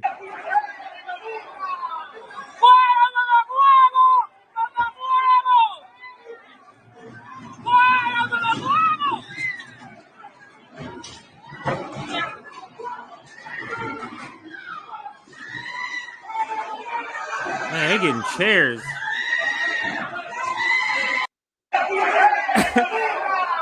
So yeah, it loops. I'm gonna let it play again, but that was great. Let's let it play one more time.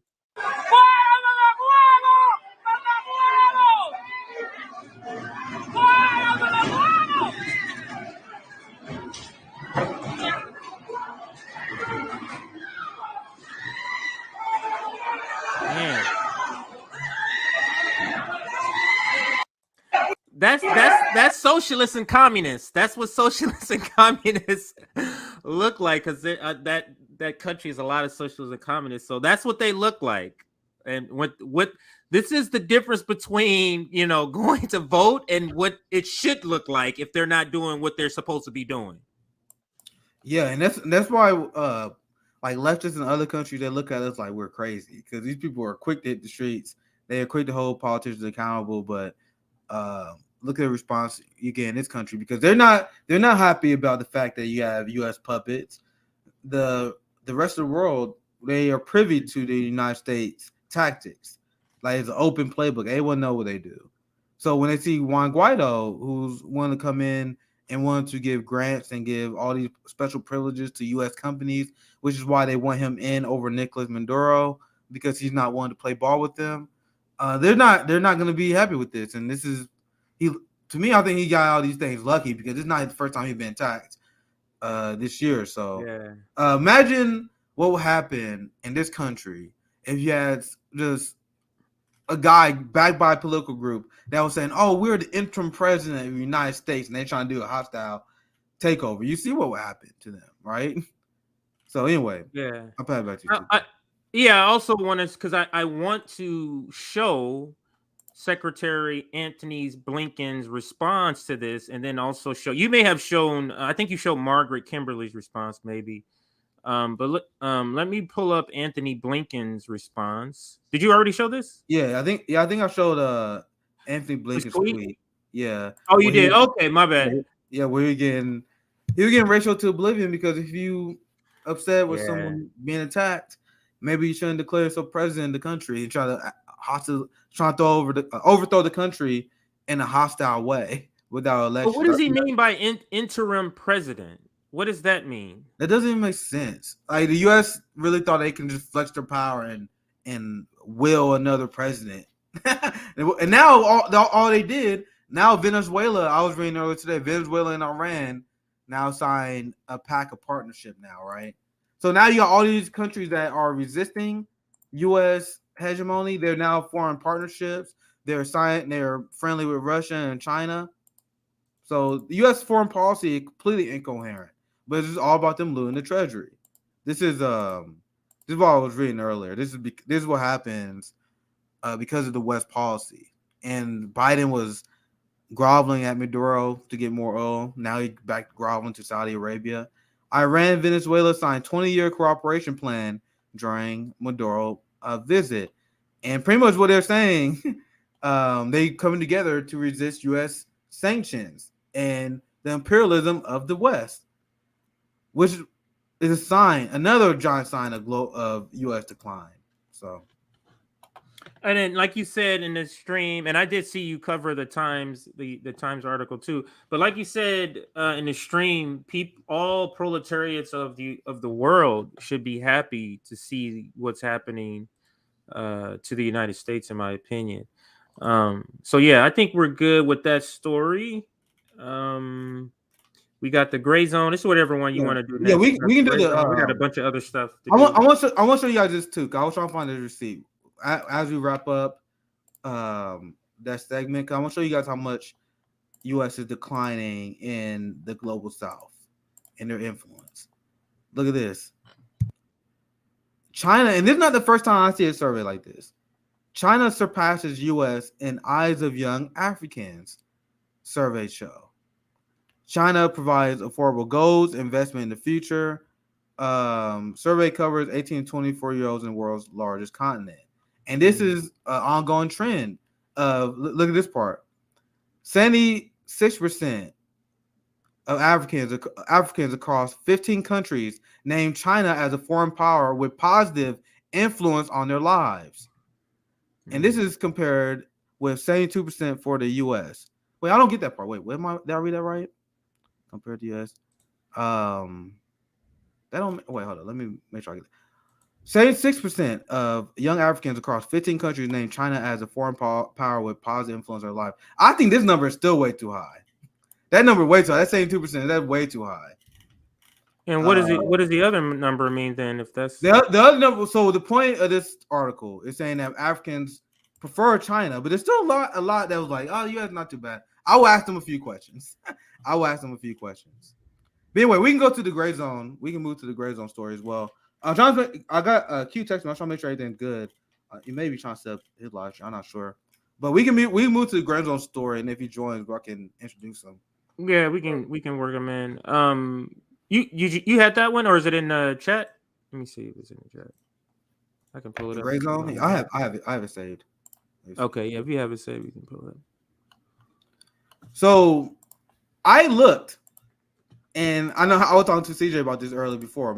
We've been like, every time I talk about Ukraine, especially when I dedicate an entire stream of Ukraine, it's always extremely it's scary, because they will just pull our streams and they will use any excuse to do that. Right. And when I looked, bro, we did 3 streams last week that was demonetized because of copyright claims.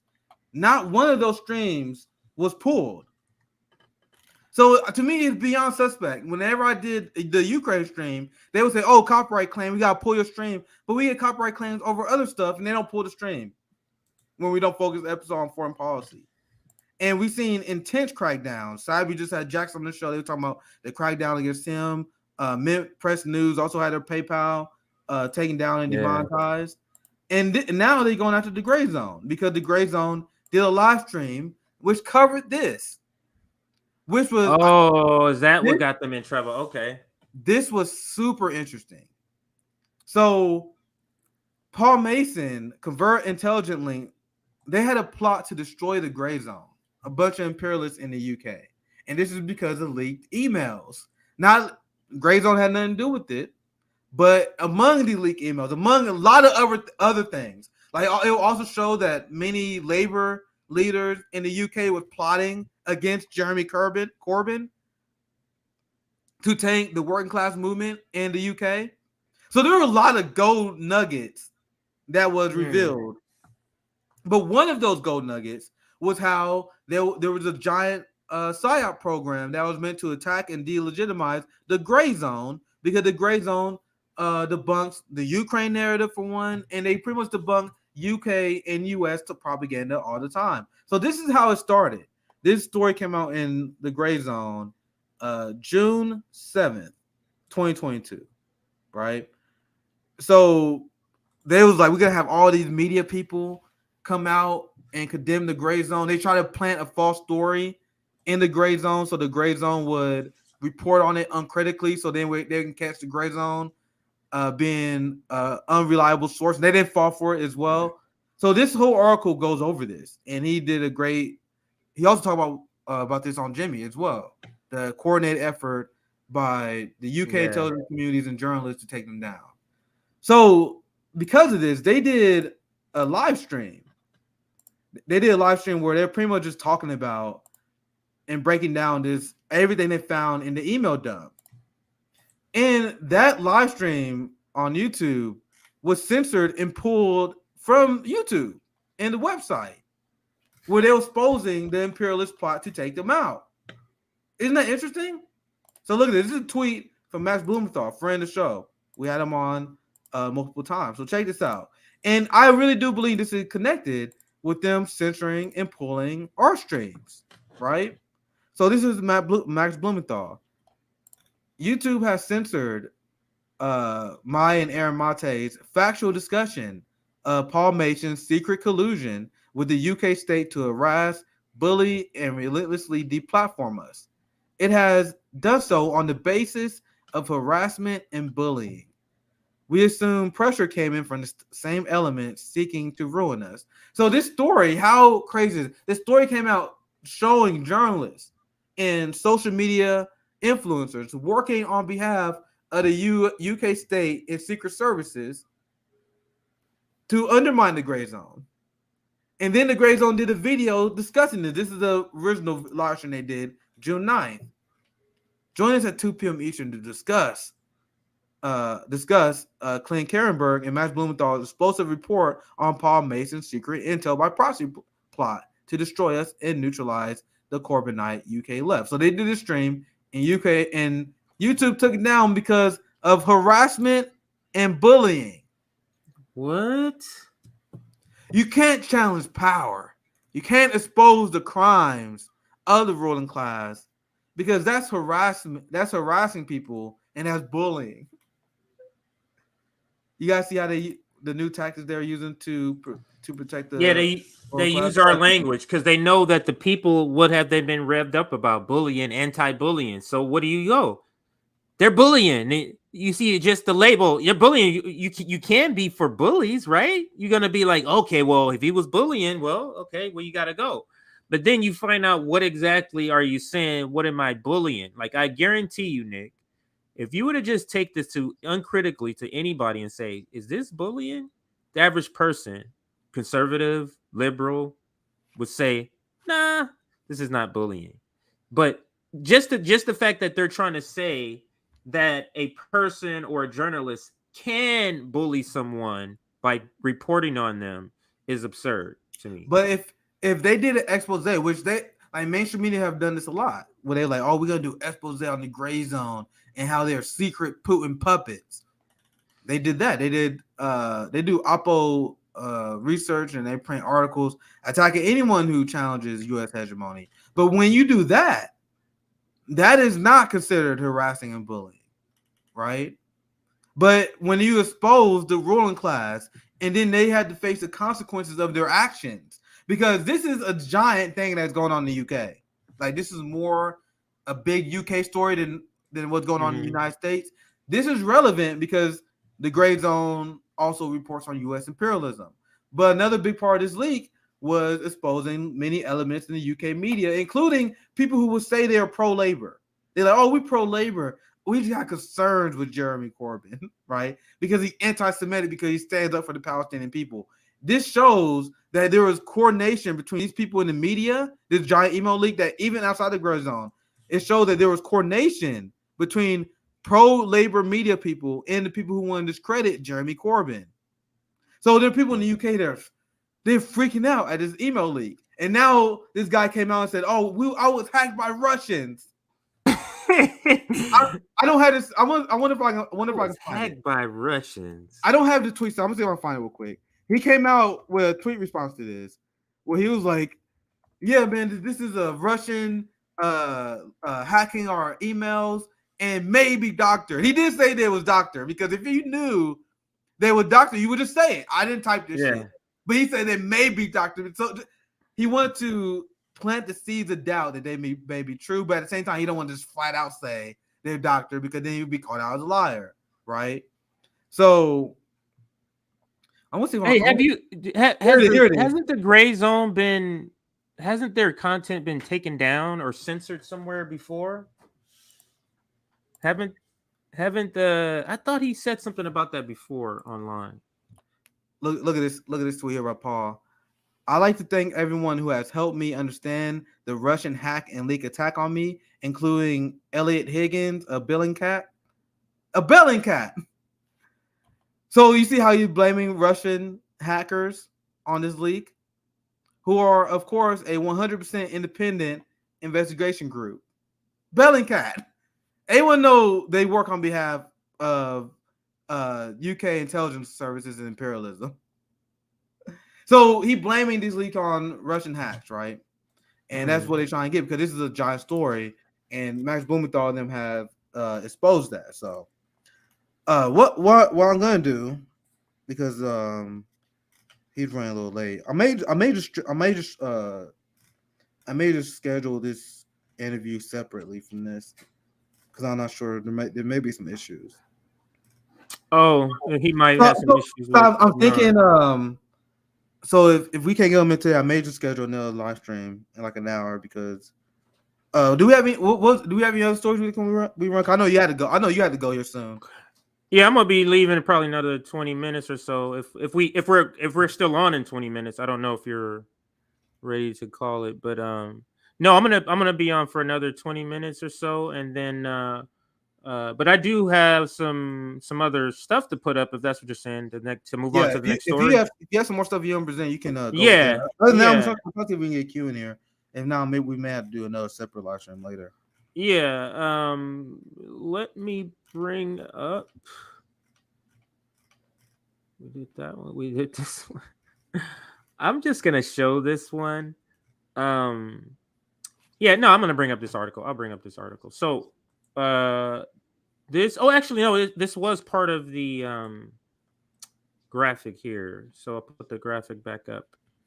We're gonna cover this final story because I know we got to the Khanna. We did the AOC. We covered the Times article with the summit. We did the video with Abby. Grayzone we're doing now. We did the video with Juan. This one right here. More Dems say no to Biden in 2024. So let's cover that. It's a quick story. It's actually an article. And let me bring up that article. It's a New York Times article. So let's hope that I'm not what do they call it? Priced out, or what did you say? Some kind of ad paywall. Let's see, because I've looked at it a couple of times today, and I know you get a certain amount of times to look at it. Here it goes right here. So should Biden run in 2024? Democratic whispers of no start to rise. So this article essentially talks about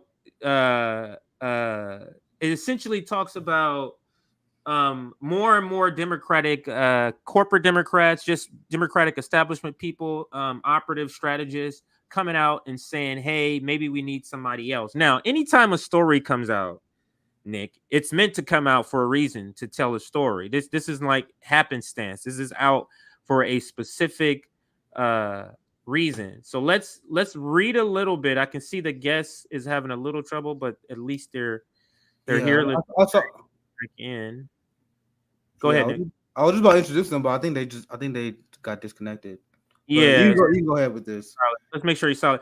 In interviews, dozens of frustrated Democratic officials, members of Congress, and voters expressed doubts about the president's ability to rescue his reeling party and take the fight to Republicans. And this is Joe Biden. I think he's getting worse. This is no evidence. Nobody said that. But to me, he has to be getting worse. Like his condition, they just saw him on the Jimmy Kimmel show where that didn't go well. And then you have this story. Actually, this story dropped was it the day after? I think the Jimmy Kimmel he was on Thursday, and this dropped on. I think this story dropped on Friday. So let me continue with this part of it. It says midway through the 2022 primary season, many Democratic lawmakers and party officials are venting their frustrations with President Biden's struggle to advance the bulk of his agenda, doubting his ability to rescue the party from a predicted midterm trouncing, and increasingly viewing him as an anchor that should be cut loose in 2024. I'll stop right there because I find it very, very interesting that the candidate that or let me say it this way, Bernie Sanders, they said, would have a down ballot effect. And so far, Joe Biden is the person that has had this down ballot effect. The down ballot effect where they thought they would win more seats in the House this past Congress, and then a down ballot effect in what's happening right now with the races. My wife just got back. Everything's good? Yeah, so they our guest gonna join us here soon. I just got okay, them good. They was having a tech issue because they were trying to figure out how to do the dual stream, but they I think they said they got fixed about joining. Oh yeah, that part I don't know. I tried to do that one time with multiple windows, and that's the tricky part. Doing a dual stream, like streaming to multiple places, but doing streams with two different browsers. I never was able to figure that part out. But let me just read a couple of more lines of this story because I do think it's very funny that basically K-Hive is turned on them.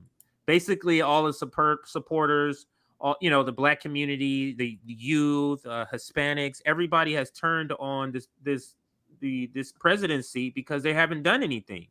So they should have turned on him. So let me read a couple of more lines here. As the challenges facing the nation's mount and fatigue-based voters show low enthusiasm, Democrats in union meetings, the back room of Capitol Hill, and party gatherings for coast to coast are quietly worrying about Mr. Biden's leadership, his age, his capability to take the fight to former President Donald Trump a second time. Can you imagine Donald Trump and Joe Biden in the condition he's in now, having a debate, and he's continually having to say, forget about it, let's just move on. Can you imagine? I think Donald Trump versus Joe Biden too, there would be no better example how our elections are broken, how we don't live in a democracy. That literally two of the worst candidates of all time. And we get them 2 times in a row. We get Hillary Clinton versus Trump, then we get Joe Biden versus Trump, and then we get Joe Biden versus Trump too. This is a system in decay. It's a joke. That's why I kind of want to see it. I was gonna say I want to see it for what people may call acceleration. It may call me an accelerationist, but I want to see it because more people need to see the ridiculousness of this empire and join this revolution. More people need to see that capitalism is not the way. So I say bring it on. Now listen to this. The petrodollar, this is connected. The petrodollar is going to affect our way of life. A multipolar world is going to affect our way of life. People in the Americans don't understand our way of life is absolutely propped up by the petrodollar. Like the way we live, our neighborhoods, how we're not starving. We got abundance of food where we're just restaurants are just throwing away food. Like that is going to go away. And when people in white suburbia and when white Americans who don't understand what these so-called third world countries are going through, when they start to feel that's when the awakening, what I'm going to call the awakening against capitalism, will take flight. To me, go ahead. Have you seen the Fed? The Fed, since you're saying how we want to decrease wages to combat inflation. So our ruling class, they already said in order to meet the challenges of our economy, that we gotta put the burden on workers, right? Look at this.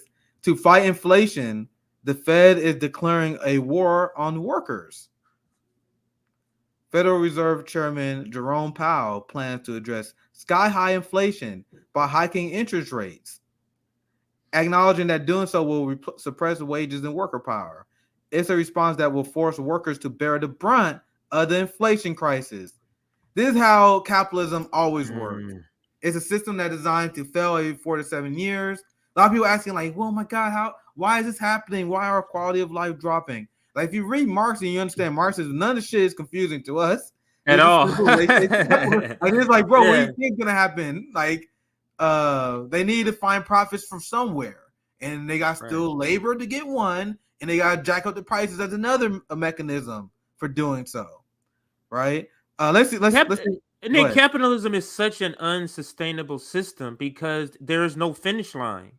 There is no, okay, there is no Amazon. Okay, we've reached this level of money. We're good. We don't have to keep. There's none of that. It's a constant. So, like, when you're done with Earth, what are you gonna do? You're gonna start going to space, selling McDonald's, selling burgers on Mars. Like, literally, that's what. So it's unsustainable because it's like it has to continue. There's no finish line for it. So everything is secure with the guests, though. Yeah, we posted. He said he's supposed to be joining, but I think we may try to do a separate. We may try to do a separate stream. For I don't know. I think they're just having tech issues. Okay. But let me say this part while we're still kind of waiting to see what happens and before I leave. But let me do a last like check.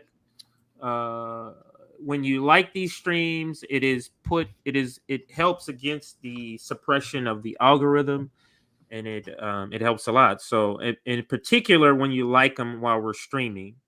So if you like this, we're at 274. If we can push to 300, if we can push to 300 likes, that would be great. That's only 26 more. Also, in order to be notified of these streams or when we go online, and when we eventually start to write op-eds, because eventually we will be writing op-eds on here, but not as of yet. Join our Substack so you get direct emails about when we are going on stream. I know I try to send mine out all the time. Nick sends his out sometimes. JB sent it out a couple of times. So just sign up to our Substack here. That'll add you to our mailing list, and it'll also get you those reminders about our streams. And then last but not least, Patreon. Oh, it's scrolling at the bottom. If you're able to support us, the best way to support us is through Patreon. Super chats are great, but the best way to support us is through I had one story prepared. I'm gonna get through this story, and if the guest's not here, I'm wrapping up, and we just do another live stream later if we have to. But I want to do this story. This is a short story, and I would love to get a reaction to it because everyone knows about the Starbucks, Amazon too, but the Starbucks unionization that has been going on. There's this big working class push that is going on in this country, and you had Howard Schultz. I want to show you guys this video of his response to the Starbucks unionization drive, and it shows that for months that they never engaged in good faith. And then you had the Starbucks CEO Howard Schultz straight up say they would never engage in good faith with the Starbucks union. So let's watch the video. I have a few things to say about it, but let's listen to it. And we have to demonstrate to our people they can trust us, and we have to show up. Could you ever see doing that and embracing the union as part of it? No. Why not? The primary reason is we are in business to exceed the expectations of our customers. 100 million people come into Starbucks. The customer experience will be significantly challenged and less than if a third party is integrated into our business. And because they're not acting in good faith. Because we have a different view. And Aaron, I don't want to spend the entire time in the union. Come on. But I just want to understand it because there's headlines every day about this is at Starbucks, but this is everywhere else as well, Amazon and others. But I think there's a focus on is there a way for companies and unions potentially to work together? And given how progressive your company has been, there's lots of people who look at Starbucks. I was looking at the headline: Starbucks is a latte liberal until it's not. Well, It's a mean headline. The National Review, by the way, not the New York Times. But I say it. Yeah. I only say it because I think that there's a question: is there a way for both to live in harmony?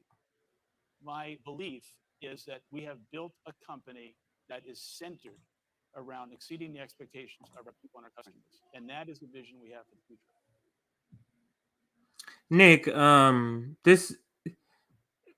it's like when I'm this conversation, it mimics a lot of other conversations I hear when they're talking about this. It's like on CNBC, where it's like they're having a conversation, but they don't want to say certain things that they would say to each other if they wouldn't have an audience, because it's stuff like, you're not really telling me what you mean.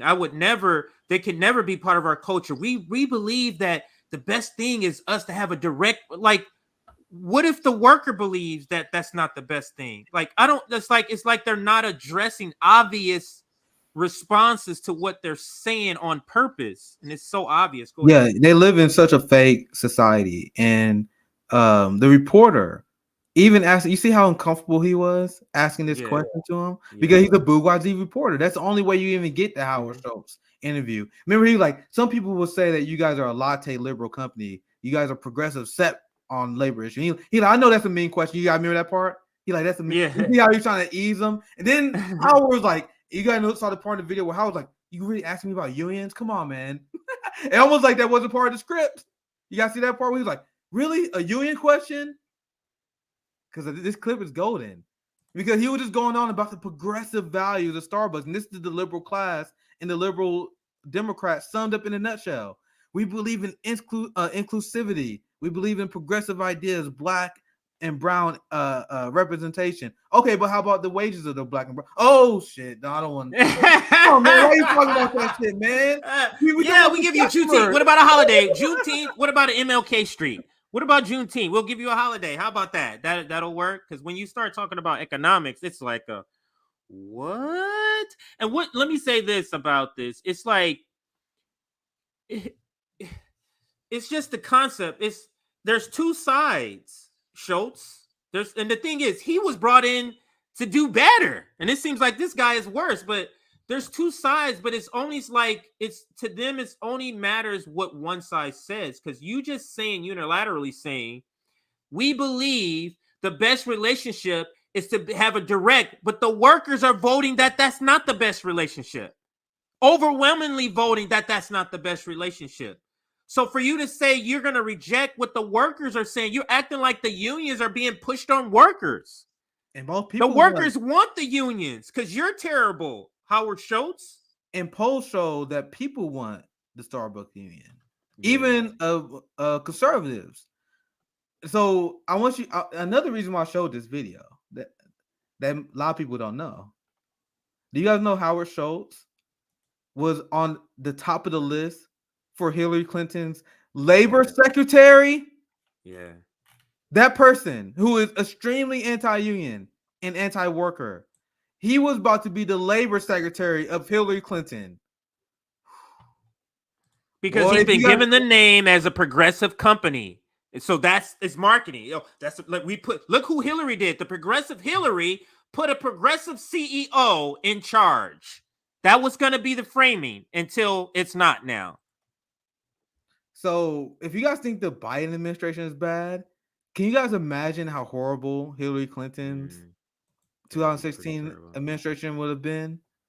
Man, we would have seen some we would have seen some insane accelerist theory. Like we've seen Barack Obama be so bad they elected Donald Trump. Imagine what they would have came up with 2020 after that election. So with that said, I think we're gonna wrap the stream. I'm gonna just call Q. Maybe we just reschedule. I just think they're having some technical difficulties, which is unfortunate. I would look forward to that conversation, but yeah, me too. I was looking forward to it. Let me just throw this on the screen while you're talking. You can talk. This is just purely visual. Because the fundraiser, we're still working on the fundraiser. The fundraiser is indefinite until we reach the target. Just wanted to give you the update. The last update, I haven't checked today. Last update, the goal is 10,000. We've raised almost just $2 short of $1,100 so far, but I do know that it's more because there has been more money coming up. But this is since the last check. And 70% of the money we're raising is for housing. And Venmo 703, Cash App almost 400. So if you would like to donate, where is that? Oh, I have it right here. I'll blow that up for you. If you're able to donate, we do have a stream that kind of breaks down what the money is for, so you can check that stream out. It's a stream from last Tuesday, RBN Live. We're going to be back tomorrow, RBN Live. Finally, the whole crew has found a slot to where everybody can come together on the stream, and that's now on Tuesdays at 4 p.m. Eastern. Tuesdays, 4 p.m. Eastern. So tomorrow, we will be here, 4 p.m. Eastern, 1 p.m. my time on the West Coast. This Cash App, this is the app where you can send any amount of money, and the money is going to help all those I think it was Camp Dada is housing for JB or JB Fund, housing for my mom to help pay her property tax, some money for Tour for the Poor, and then some money to get our website off the ground. So that's what all the money is for. But 70% is the housing, the property tax for my mom's house, and housing for JB is 70% of that. So please donate if you can. Go ahead. So I have some announcements as well. Go ahead. I have Margaret Kimberly tomorrow at 7 awesome. p.m. Central Time.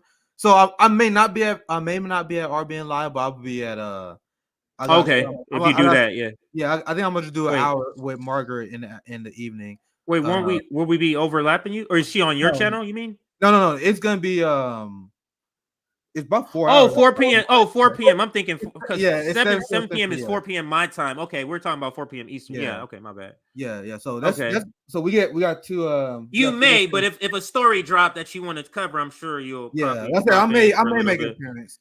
I may make an appearance. So we definitely gonna have Margaret Kimberly. You just never know what news comes out for the Empire, Nick. You never know what Empire news comes out. Go ahead. Yeah, the Banks should be here on Thursday, and I'm putting together live stream with some anti-imperialists on Saturday. So I was trying to get a lot of good guests, and hopefully we get we get Q rescheduled. I told him we probably just had to reschedule. Oh, and we're gonna have Alex Vitali reached out to me. Nice. It's just a matter of us booking him. So I want to kind of coordinate him with somebody else that's good. And I was thinking of Anthony Zunkas, Professor Zunkas. I was thinking of having him with Alex Vitali. I think he said he knows him, or was that Thomas Frank that he said he knows? He said he's good friends with one of them. I got to remember who he is. So that's why I want to bring them both on. He can kind of talk about the trauma of the police state, and then Anthony or Alex Vitali can kind of talk about how we can move past the police state. And also I want to hear his thoughts on 10 demands. I think that would be an interesting so I'm down. I literally went to like Alex was on my guest list as well, because he has been on fire, especially at this time right now with the police exposed. So we got a lot of good guests coming in. I kind of took a break from guests after the anti-imperialist summit. So now I'm gonna start bringing some more guests on. So we got Margaret Kimberly. It was a lot. After the summits, I usually take a quick break from guests, but I got some people I want to bring on the show here very soon. So is something prompting Margaret Kimberly in particular, or just because she's a friend of the show? She comes on. Yeah, I think she's one of the guests that we have on the most. I think she's been on our channel the most. I think. Yeah, I try to cycle Margaret on the channel at least every month or every 2 months or so. So there's just a lot to talk about. I can't wait to get her. Yeah, and I love her perspectives, and so good to have her back on. All right, so we'll end here. I'll end just like we end all streams with the video. This video is George Carlin. So we won't be coming back after this video. The stream, let me pause this here. The stream will end after this video. So thank you for watching RBN Live and Margaret Kimberly tomorrow, Tuesday. So make sure you join us on RBN. And here is George Carlin, and we'll see you tomorrow.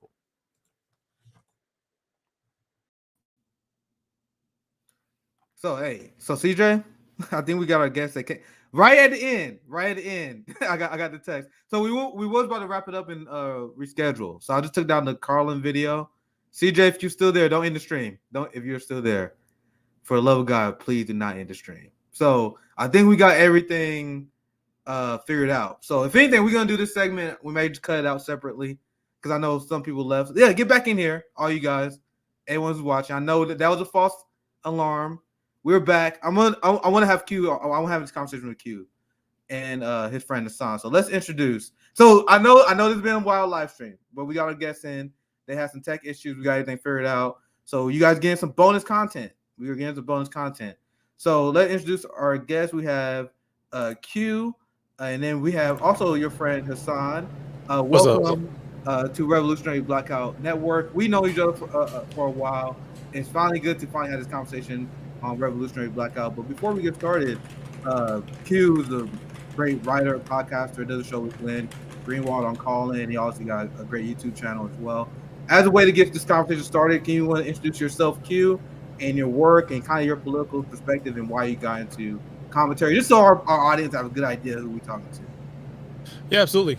So my name is Q Anthony Gameni, and I began as a columnist, wrote for a number of publications. I've written for Maclean's Magazine, National Post, Vice, Washington Post, American Prospect, The Independent, Guardian, all over the place. And, most of what I wrote had to do with politics and the intersection of race, politics, and culture. And I guess, as I began to, develop more and more revolutionary politics, and as I began to become much more comfortable with the idea of openly stating and professing those politics, obviously some of those media opportunities dried up, which was completely fine by me, because frankly, I'm much more here to help people understand revolutionary history, to propagate socialism, to talk about the issues that are the most important, I think, of our time. And if you're not applying dialectical materialism, if you're not applying historical materialism, if you're not looking at the problems that we're facing right now through a communist lens, then I really have no idea what it is that you're doing. So that's why I'm here. I think, like you said, if you would just keep your head down, stay the capitalist, you'd probably be at the Washington Post or New York Times, right? So well, just to be fair, I mean, I had already, I was openly a communist before I even wrote any columns at the Washington Post or with Maclean's and so on. It's just that I think some of the contradictions that we've encountered, and some of the topics, especially with regards to geopolitics, where a lot of newspapers, magazines, publications want you to take a certain line. Unfortunately, I'm just not willing to do that. Two big problems that I had was explaining why, even though there might be, let's say, civil rights or even human rights abuses in Xinjiang, China, I was not willing to go along with the idea that there was a genocide, because once you look into all the available evidence, even if you're looking into what's available in the English language, never mind sources that are available in Mandarin Chinese, you find out that it's all bullshit. It doesn't stack up. And also where it came to so that was bad enough. Like when I would say, for example, people would ask me what I thought of the China-Taiwan issue, if I'm so contrarian about Xinjiang, and I would say, well, Taiwan is a part of China, and the United States recognizes that. If you want to personally not recognize it, you can do whatever you want, but your own government recognizes that Taiwan is China. That Canada recognizes Taiwan as China. I'm not really sure why we're disagreeing on this. And then also in the issue of Hong Kong, people would ask why I'm not standing with the comrades in Hong Kong. I'm like, they're not comrades of mine. They're What was your? No, I would love to hear. What was your biggest criticism? Because I was talking about this issue as well, and we go. Well, I mean, just to get to the breaking point, the absolute breaking point was when Russia launched their, as they say, a special operation in Ukraine, and I explained to people that this isn't an unprovoked attack. Russia has been under attack since the dissolution of the Soviet Union. There's been a consistent attempt to destroy the Russian Federation. Now it gets off in fits and starts, but I think in many cases the U.S. and NATO broadly don't expect their enemies to survive. And so for China to not only survive, but become the largest world power, the most well-developed world power, I think it's an affront to them, both on an economic and hegemonic level, and I think also like on a deep-seated racist level. I think there's just a lot of people in the United States that cannot stand the idea of China having its own sphere of influence. And then when it comes to the Russia-Ukraine fiasco, you have so many liberals that they've been in this like revanchist fantasy since 2016 when they believe that Russia stole an election on Donald Trump's behalf. And it doesn't matter how much blood they have to spill. They're willing to like risk the future of the earth. Like they're willing to risk it all in a nuclear exchange just so that they can get back at the bad orange man. And frankly, when I would explain to people, like, no, Putin, I mean, you know, granted, you can have your opinions of him. I certainly have mine, but he's not like an illogical actor. He's not a megalomaniac. He's not a madman. There are very logical reasons why Russia is engaged. The Russian Federation is engaging in this operation. And not the least of which, you know, people talk about like the Nazi problem in Ukraine, and you can do that. I think you're probably selling the problem way short when you do that. It's not just the Nazi problem. It's also NATO encirclement of Russia. It's also the people of the DPR and the LPR, as we call them now, that have been under constant bombardment, that have had human rights atrocities committed against them by the Eastern Ukrainian armed forces. It's the fact that Ukraine, being one of the most corrupt countries on earth, was literally siphoning natural resources that were being delivered through its territory by Russia into Central and Western Europe. It was the fact that Russia was building a gas pipeline to go around Ukraine to stop them from siphoning off gas and attempting to sabotage it by accusing these countries of collaborating with Russia. So this idea of like trying to wall off Russia and economically segregate it from the rest of the world, I mean, this on top of the military threat, it's sitting right in their backyard. The U.S. conducting these biological experiments, as they've been saying for years. All of these things have been happening not since 2014, but since 1991. Yes. So if you think that Vladimir Putin is attacking unprovoked, I just have to question whether you even perceive reality. And those are the reasons why I have a hard time getting my byline splits anymore, because I'm not willing to bullshit people. Yeah, I was just about to say that that you guys just heard is exactly why you're not going to see Q feature at Washington Post and New York Times, because a lot of those things you just heard, you never will see them report. And I want you to hold that thought, because I want to ask you what the U.S. left that we harshly criticize on this show. You know, all the elected progressives voted to get $40 billion in Ukraine, and you got so many people who consider themselves on the left who still support them after doing that. I want to get your take on that, Q, but hold that thought. I want to get Hassan in here and give him a proper introduction as well. I'm not too familiar with you as well, but I know if you hanging around Q, this is going to be a good conversation. So do you want to start off by introducing yourself, kind of your politics, and how you got started in working in the industry? Go ahead. Check your audio, by the way. I think you might be muted as well. Yeah, thanks so much for having me on, man. I'm a co-host with Q on The Culture. I myself, I'm a scientist professionally, but my research and work is in Marxism and Leninism. I'm a Marxist-Leninist. I just wanted to add a few more thoughts to what Q was saying. Yeah, feel free. So the way I like to frame it is not that Russia attacked or is that Russia had a reason to attack. For me, it's a widening of the battlefield. As a Marxist, I like to view international politics as like one large world system, right? So to me, all that happened is that the battlefield widened.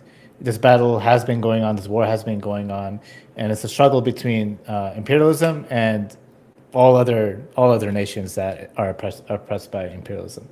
Now, you know, when we talk about Ukraine and Russia, I like to keep it on a theoretical level, because even if you talk about facts, you know, all the propagandists will just, they'll be like source, proof, you know, like, I mean, they literally think that Russia is being defeated right now. They think that Russia is running out of bullets. They think that Putin has cancer, and you know, like this is the level that they're operating at. So you can't even come to them with facts, right? You can't talk about the coup in 2014, the Nazi coup. You can't talk about how protesters who were protesting the coup were fired in by the state, because these propagandists are like, is there evidence that they were fired in? Actually, the people who were shooting were were the protesters, right? Like it's very difficult to argue on this empirical level. And again, since I'm a Marxist, I don't like operate on like with empiricism. I operate through dialectics.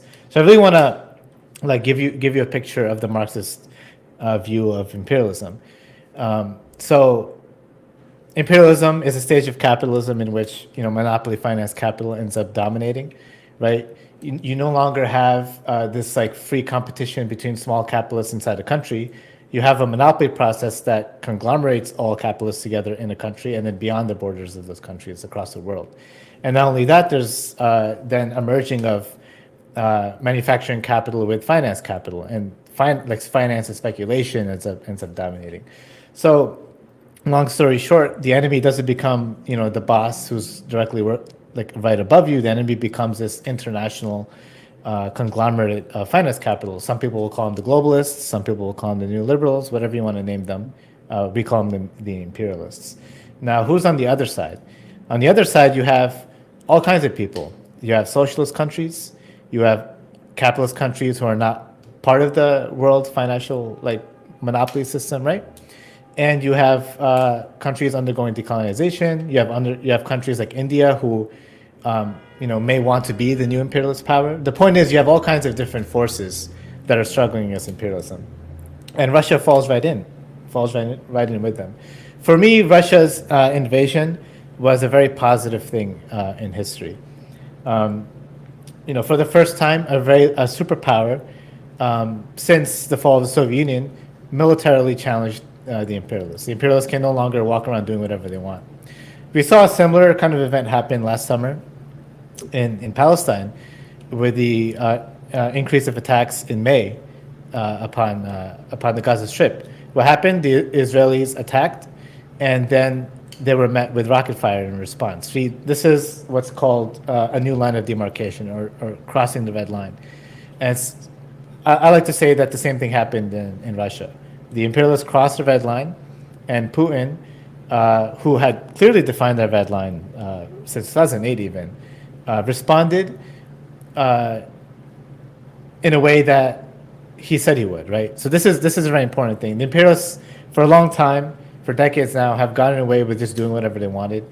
Even if people make threats, even if people say, hey, we don't want you doing this, the U.S. will cross that line anyway, and they aren't really faced with that many repercussions.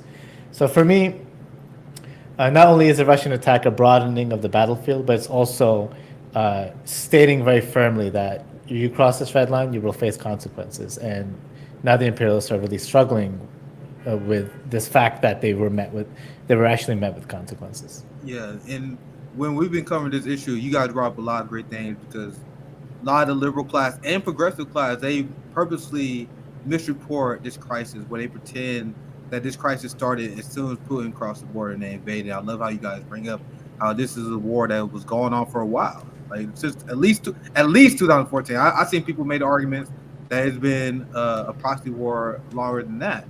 So in my position, especially as someone who said myself a Marxist-Leninist, anti-imperialist, as well, is that NATO is an organization that must be opposed. We must call for the abolition of NATO, because NATO is a structure, is an organization that serves the imperialist economic order, as you described, like Lenin described. Imperialism is the giant economic order that we must oppose. And there's so many people who are kind of like, they like rab libs, they pretend to be progressives, and they just use buzzwords like, oh, we got to resist Russian imperialism. So I guess I can pose a question to both of you guys. You guys can take a chat. I'm kind of playing devil's advocate, because earlier, Hassan, you said Russia invading Ukraine is a good thing. What would you say to people who say, oh my God, you are cheering on Russian imperialism? And then Q, you can take that question on after him.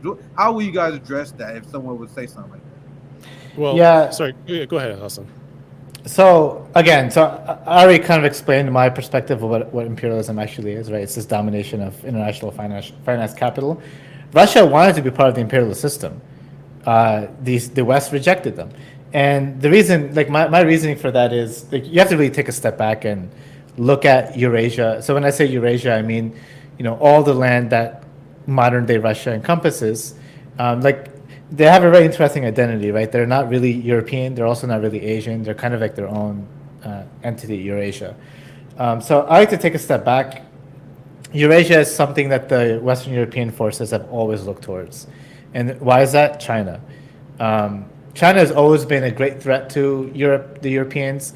Even if you look back at the days of European colonialism, before the US was even established, China was a civilization that was thriving, both economically, politically.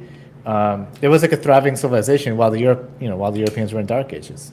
China was always like this country that was to be envied by the Europeans.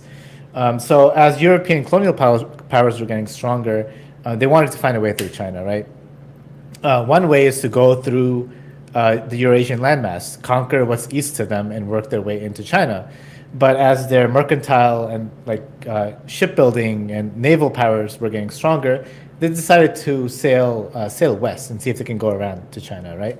But what happened? They ended up hitting the Americas and discovering America. So all of the kind of strategy and focus that was set on Eurasia suddenly got shifted into the Americas. And arguably, Eurasia didn't face a long period of colonialism because the Western European powers were so focused on the Americas since the discovery. Now, so at the same time, something progressive happened in Eurasia, right?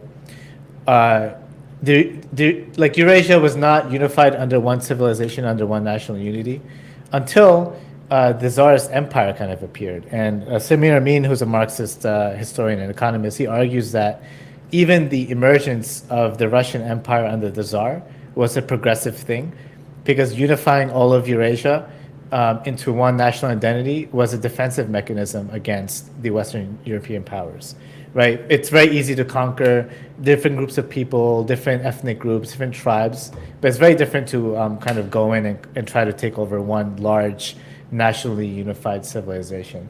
The other interesting thing about the Russian Empire before the Soviet Union, by the way, the Soviet Union saw the Tsar as bad, as negative, right? But if you look at the Tsar and the Russian Empire from a world historical stage, it's a progressive development in the history of Eurasia. Now, of course, the Soviet Revolution turned the Tsar's empire into a more progressive Russian state run by the people.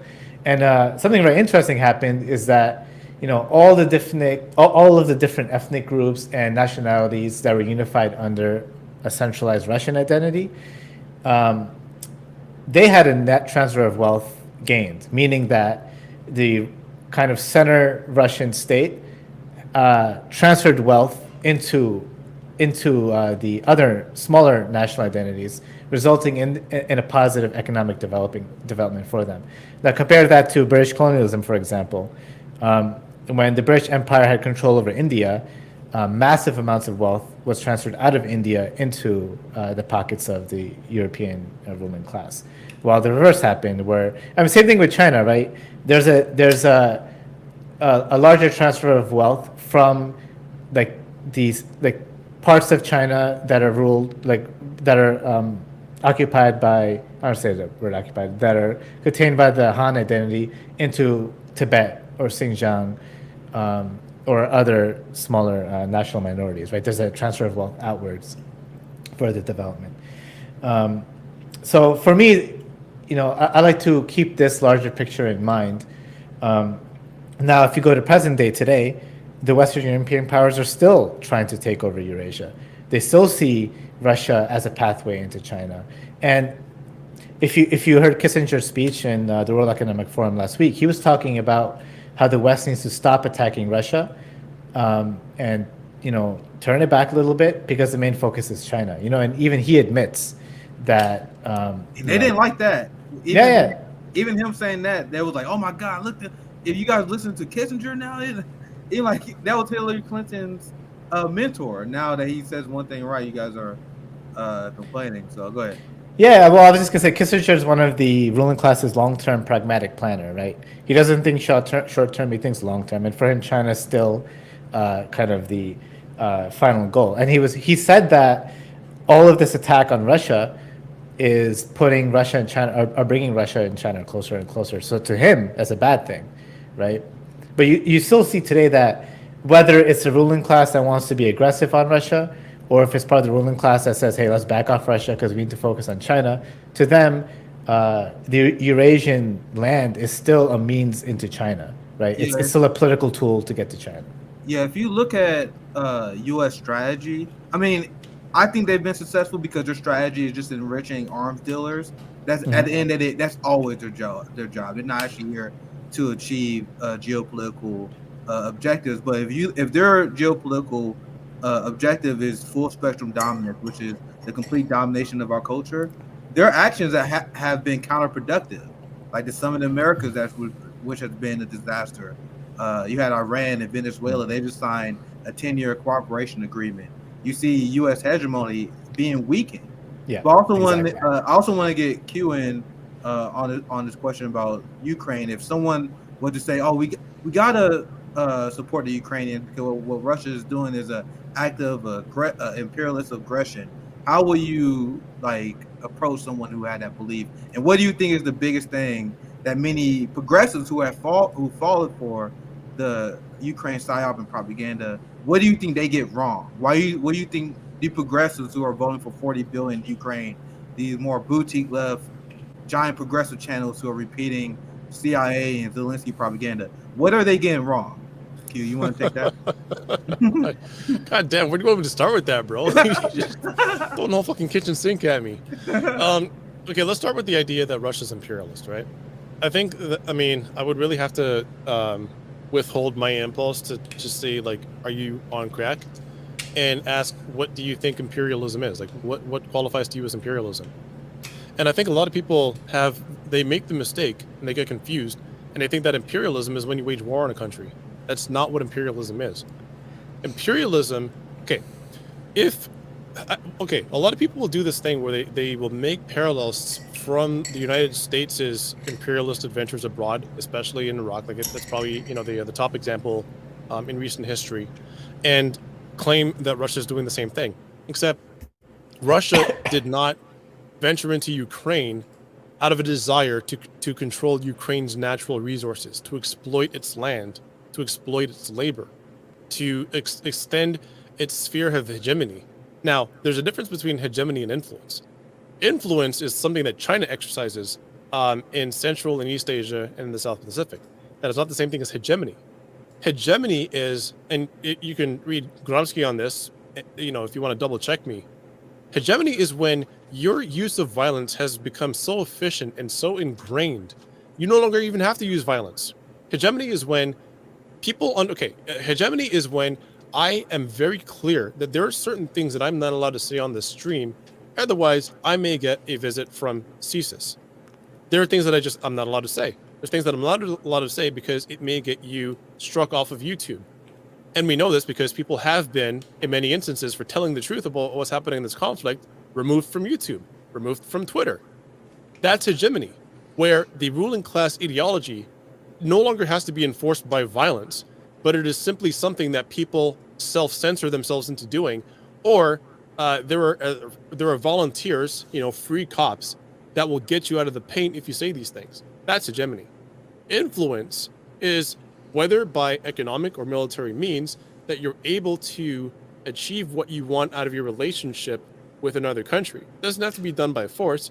It could be done by diplomacy, could be done by arms. Who knows?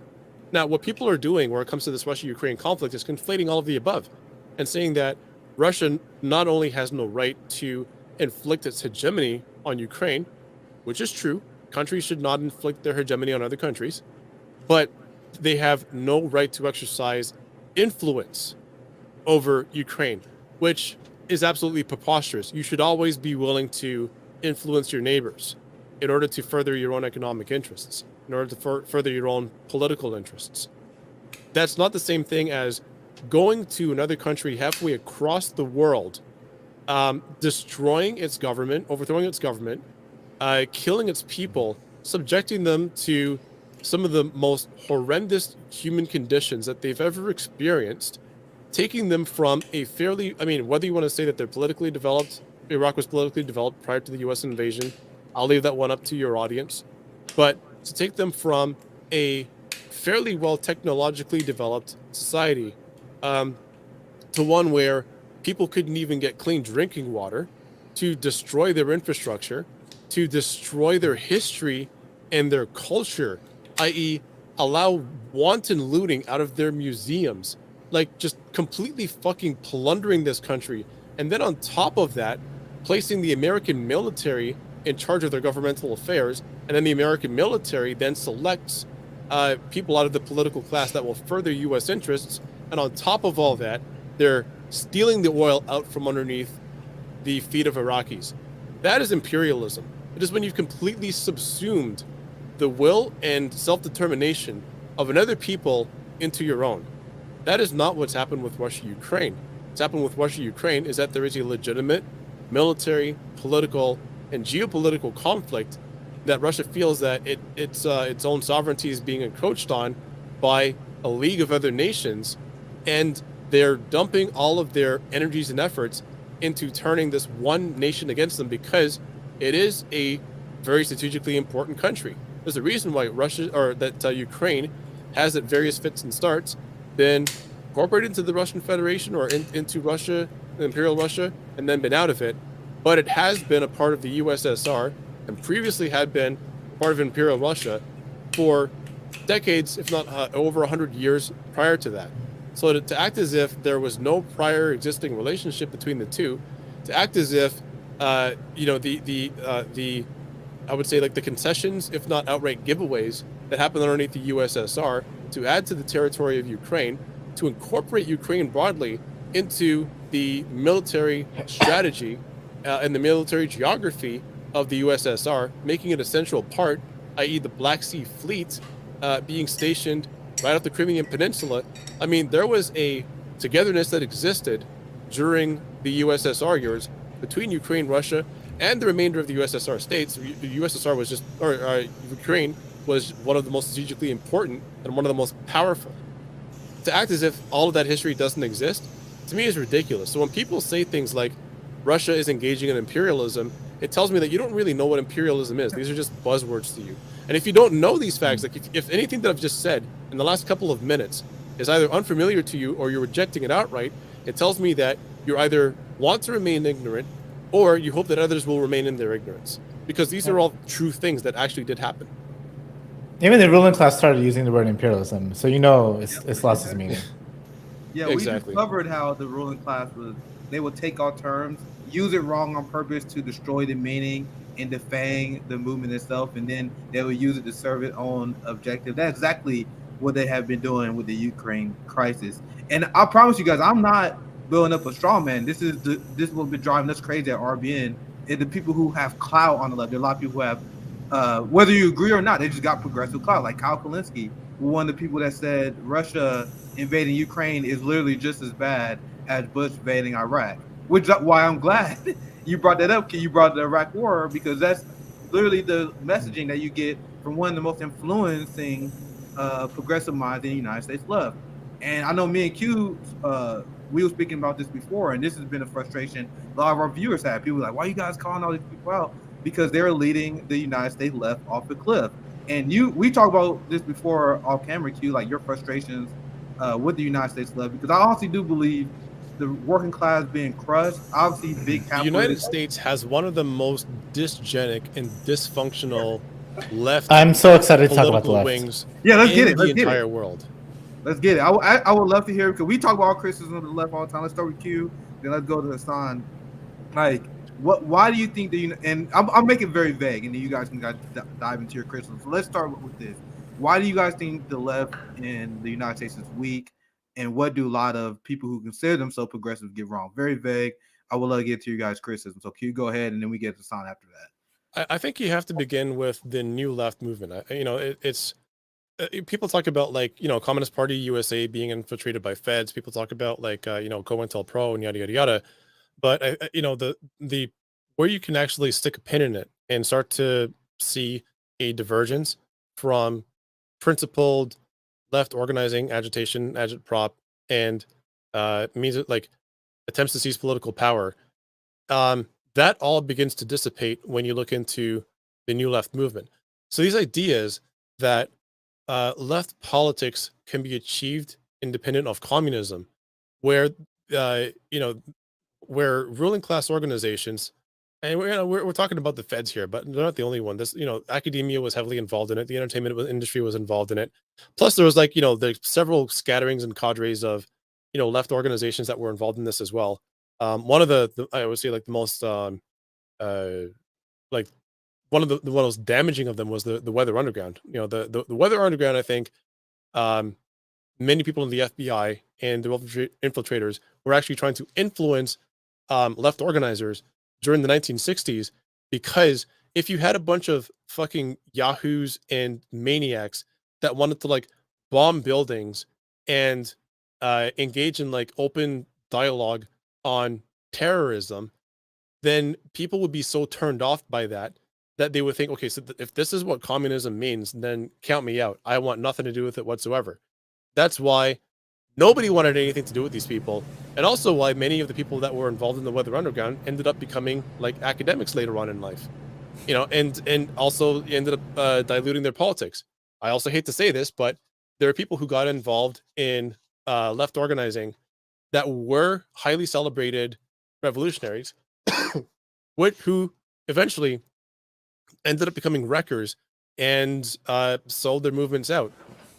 I will say it, and it's taken me a very long to come to grips with being able to say this publicly, but whatever the fuck, Angela Davis, well-known wrecker in political movements, who ended up not so much disavowing communism as evolving, or I'm not exactly sure what you want to call it, and then moving upwards into academia. So when you see people start leaving ground level political movements and heading up into academia and thought leadership, that should be your immediate red flag that whatever kind of politics they're espousing is not for people, it is for a particular class of people. To bring it back to Gramsci, if you should be well aware that intellectuals exist.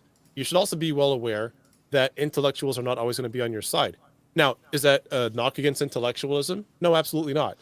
But there are organic intellectuals that spring from the working class for the benefit of the working class.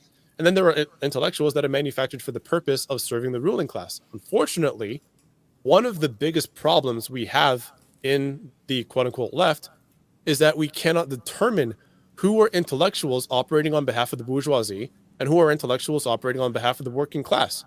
If you listen to an intellectual talk to you about revolutionary politics, and what they're talking about is you would need like a thesaurus or introduction to like grad school to understand what the fuck they're talking about, they're probably not working on behalf of the working class, because nobody talks like that.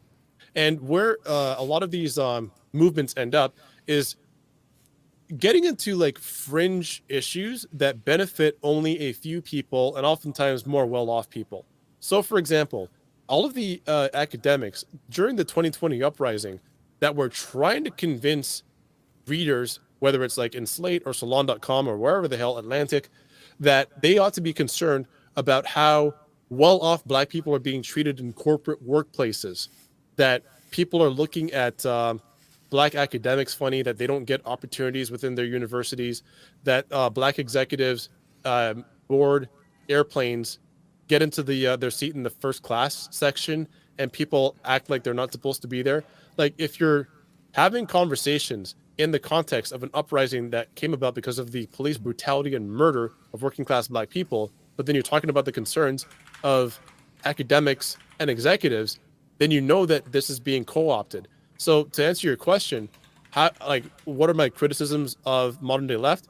I think a complete lack of discipline and a complete lack of discernment to understand whether the people that they're supporting, are they on your side or not? And these things that you support, did this come into your head? Did it spring forth from like the mind of Jupiter? Did it arrive to you like a message in a bottle, or did you watch it on CNN or MSNBC? Did you read it in the New York Times or in the Atlantic?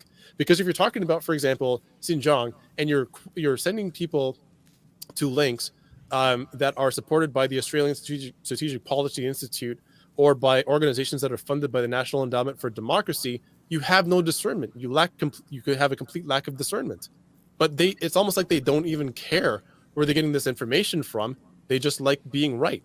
And if somebody explains things to them in a way that doesn't make them feel good, that doesn't reaffirm their feelings, that isn't "I see you, I hear you," if they're just giving the information to you direct and raw. I'm thinking about, for example, the way that Comrade Camilo Escalante will talk to people in the United States about their chauvinistic bullshit with regards to Latin America. and people want to cancel Camila because she's not very nice. Well, fuck you. She actually lives in Latin America, right? She lives in Bolivia. She's seen all of this shit firsthand while you watched it on MSNBC and we're arguing about whether a coup is happening or not. So I think one of the biggest problems I have is like that lack of discernment and that lack of maturity to fucking like suck it up and grow up. Not everyone's going to be nice to you, and you don't have to get along with everybody in order to have a movement. You simply commit yourself to principles and you get shit done. Yeah, that's the civility politics and tone policing that so many people on the left fall for. And I want to pass it to Hassan because I'm actually interested in your critique as well. But this is something I noticed as well, especially when I saw Sabi's interview with Adolph Reed. There are a lot of these academics who they sound really left, but then when asked about like solutions, that their answers always turn to bourgeoisie. They were like, "Yeah, the U.S. empire is evil. Capitalism is crushing the workers. Okay, what should we do about? I don't know, maybe vote Democrat." Like that's what they do. But I would love to hear your thoughts, Hassan, because I'm glad you brought that up because that's exactly what I'm going to start off with. So I have a laundry list of critique. Yeah, but first I want to talk about this. Like, you know, if someone asks what should we do, they'll yell at you, go and organize. What does that mean? If you ask for an example, they can't answer, right? So for me, I'm a Marxist, and Marxism is very scientific. You know, it follows the same model as science. You have a hypothesis, you do an experiment, and you check the results. So you come up with a political strategy, you implement it, and then you review it. So I have my ideas on what needs to be done. Q may have his ideas on what needs to be done. You know, we may have different ideas. But all I'm asking for the left to do is to seriously and honestly review what they've been doing for the past like 20 years. Is like, you know, so I see leftism as the complete opposite of populism. Populism tries to build a mass movement. Leftism tries to make this very pure, like tiny group of revolutionaries who everyone hates, right? It doesn't lead to a revolution. So, you know, if the goal is to build political power, right? First of all, how do you do that? And we need to seriously look at what leftists have been doing. Is protesting building political power? I mean, nowadays, if a protest is going on, you know, I live in the city, I'm going to walk by, like, oh, there's a protest going on. I'm going to keep walking by. It's not going to do anything. Mutual aid. You know, you're giving out food, you're handing out some pamphlets with the food. That's not building political power. And the results show, like, what mutual aid group that has been operating in the past few years has grown. Most of them have shrunk, right? It's also like almost like offensive. It's like, hey, if we give you food, will you join my fringe political ideology? Like, that's not how you build the movement. I can give you a concrete example. You know, some Maoists in Ireland took over this building, this abandoned building, and they wanted to turn it into a homeless shelter, right? So the whole message of the action was end homelessness now. We're taking over this building and we're giving it to homeless people. First of all, you know, squatting isn't like new to homeless people. They've been doing it already. They don't need like a bunch of leftists coming in and saying, hey, we're going to capture this building for you. Second of all, when you're doing an action that will necessarily lead to arrest, that's not building anything. All it's doing is getting your badge of, hey, I've been arrested, so I'm a valid revolutionary. And second, and this is the most important, I think, currently, I mean, so the political establishment to us is not legitimate, right? The bourgeois democracy to us, maybe many of the viewers here, is not legitimate, right? But to most Americans, that democratic establishment is still legitimate in their eyes. So the first thing you need to do is materially show them that it's not legitimate. And it's not going to happen by you yelling on a mic and saying, hey, you know, don't trust the government, destroy the US. That's not how you do it. So, you know, if you want to build political power, you need to operate politics at the level of most people. Most people do not want to participate in a farming co-op and separate themselves from the government and their jobs and feed themselves like that, right? The way most people see politics is, I'm going to vote for someone to stand up for me and let them do it, right? They still see the political process in the hands of others. So it's the job of a communist party now to, first of all, offer a significantly different position, you know, not do what CPUSA does and tail the Democrats, or not do what DSA does and like tail the Democrats, is to offer a new position, offer real policies that make sense to people, and I'm talking about real policy. The policy can't be, abolish prisons. That doesn't make sense to people. A policy needs to be something that actually makes sense to people's lives, so they have reason to vote for them. 30% of Americans right now are not voting, and probably will grow this election because most Americans don't see either party as legitimate, but they still see the kind of democratic establishment as legitimate. Right? Like, just because they don't see a party as legitimate doesn't mean they still have lost faith in the whole system. Now, a communist party can help accelerate that. A communist party can come forward with real policies that make sense to people, get people to vote for them, and then show people that, all right, even if a party does represent you, even if a party is not corrupt, it's still not going to work in this political establishment. And that's how you accelerate politics. This is exactly what happened in the Soviet Revolution, right? Lenin wasn't going around like leftists today saying, hey, fuck voting, we're not going to participate in the parliament, we're going to do our own thing. That's not what happened. They participated in the parliament, right? Until the legitimacy of that parliament was lost, and then they were able to move forward to the next stage of evolution. But the point is, we need to, first of all, get people to at least connect with us and like us, not like get people to hate us, because most leftists right now end up getting most people, the average American, to hate them, whether it's through like this cancel culture stuff or being extremely pure with politics, not wanting to talk to someone because they're not ideologically pure. That's already limiting like who you can build with. Second, they're not proposing any alternatives. What are the biggest problems right now? Inflation. For example, inflation is a big problem. What leftists can give you a solution to inflation, like an actual policy that can be implemented right now? Now, this policy, obviously, a policy like that wouldn't be allowed to be implemented, but we can at least come up with a policy that actually makes sense, that is reasonable and fair. For example, China has a lot of, U.S. is in a lot of debt to China. Chinese banks hold a lot of U.S. capital. What would immediately help inflation is if the U.S. government said, hey, we'll back off Taiwan, we'll back off Hong Kong if you just, destroy all this capital sitting in your bank. That would immediately help inflation, and it would immediately help acceleration towards war. A communist party can propose a strategy like that, or it doesn't even have to be a communist party. It could be, a third party coalition. Like, they can propose a strategy like that, a strategy that makes sense to people and directly addresses people's concerns. But leftists right now don't operate that way, right? If you ask them what should be done, abolish the USA, destroy imperialism. It's very vague sloganeering that isn't connected to actual real material politics. So in the United States, I think one thing that this is an empire that we're fighting that no movement had ever fought before, right? I think the capitalists are really smart by keeping people overworked, keeping people starved, and distracted, so they don't get into activism and advocate for communism and pro-working class policies the way they should. The mindset that many people will have is mutual aid is a way so people can get into activism and ease the brunt of capitalism while we fight for change and while we continue to advocate for socialism and social change. What do you think would be the best route forward, considering what we are fighting, considering the fact that people are overworked, people are starving, to get them on our side?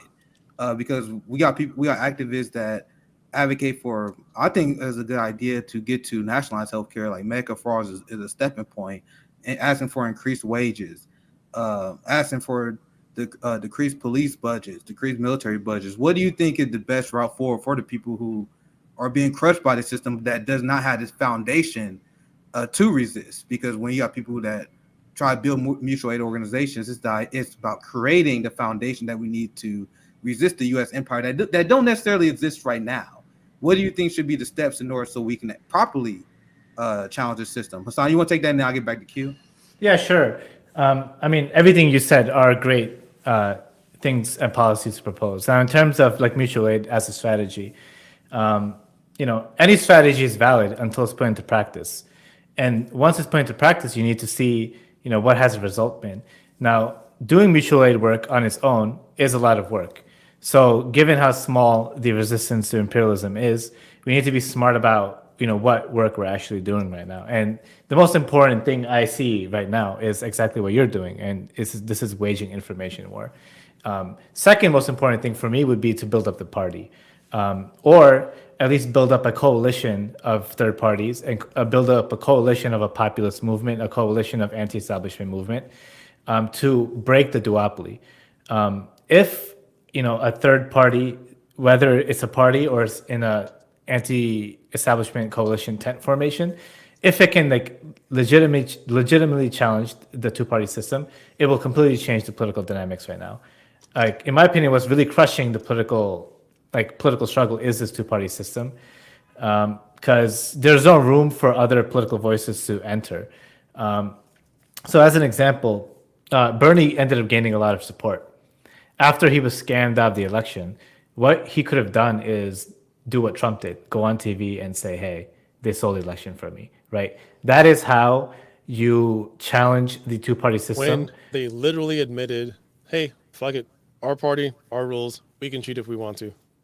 Yeah, exactly. Out loud. They were literally saying out loud. I think, like, especially when they had a shadow app in Iowa, I think Bernie should have sued them.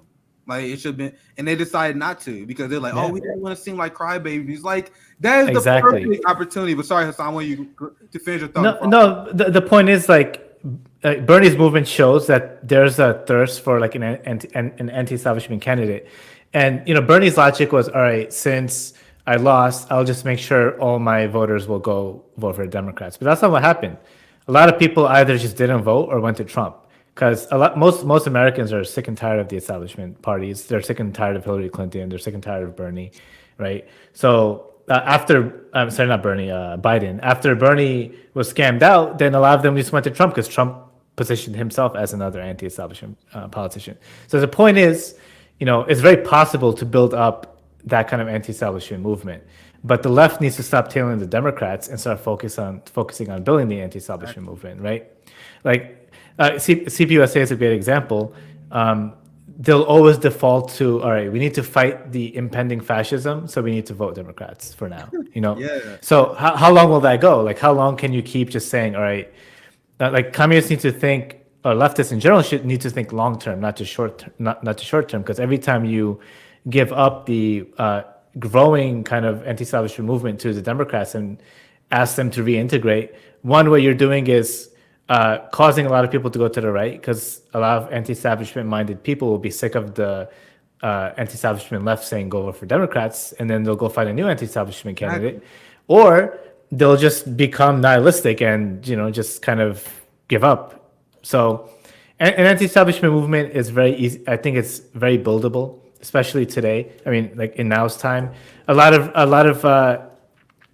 even like right-wing populists, because the war with Russia was accelerated. If I can just add one thing, Hassan. Yeah, go on. Like, I don't want to interrupt you, but go. No, there's one thing I want to add to that. For people who end up becoming disaffected because people are so cynical that they think that rerouting disappointed voters back to Democrats is going to accomplish anything. I say that, like, behind every doomer, there's a neglected optimist, right? There's a neglected idealist. People don't become doomer because they don't care. Actually, the problem is doomers do care. That's why they end up become nihilists.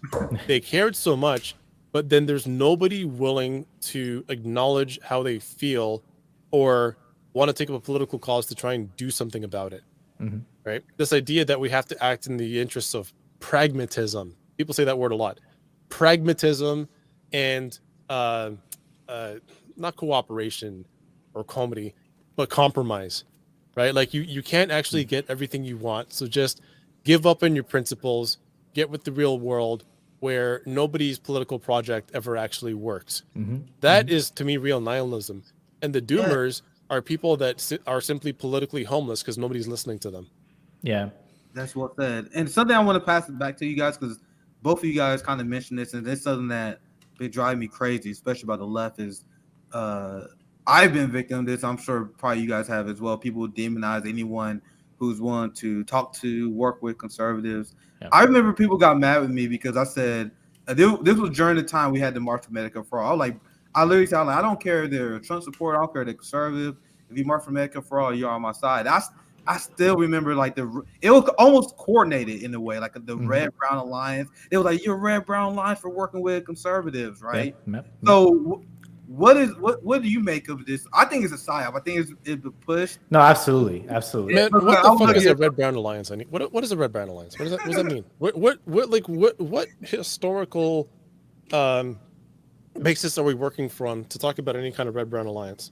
You know what people use the word, because people used to say, people would say that I'm part of the Red Brown Alliance. Me, I'm a black man. Anyone who's anti-imperialist, anyone who's advocating for worker solidarity, they were like, you're Red Brown Alliance. But sorry, go ahead, Q. We need to cut this. Here's the thing.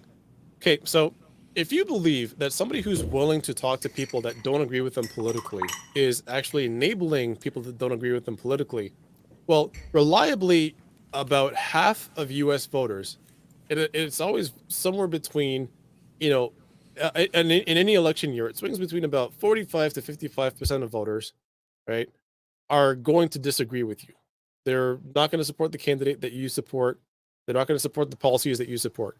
So somewhere, let's split the difference and say about half the country disagrees with you, right? Do you think that half the country are fascists? And if so, why then why do you still live in the United States?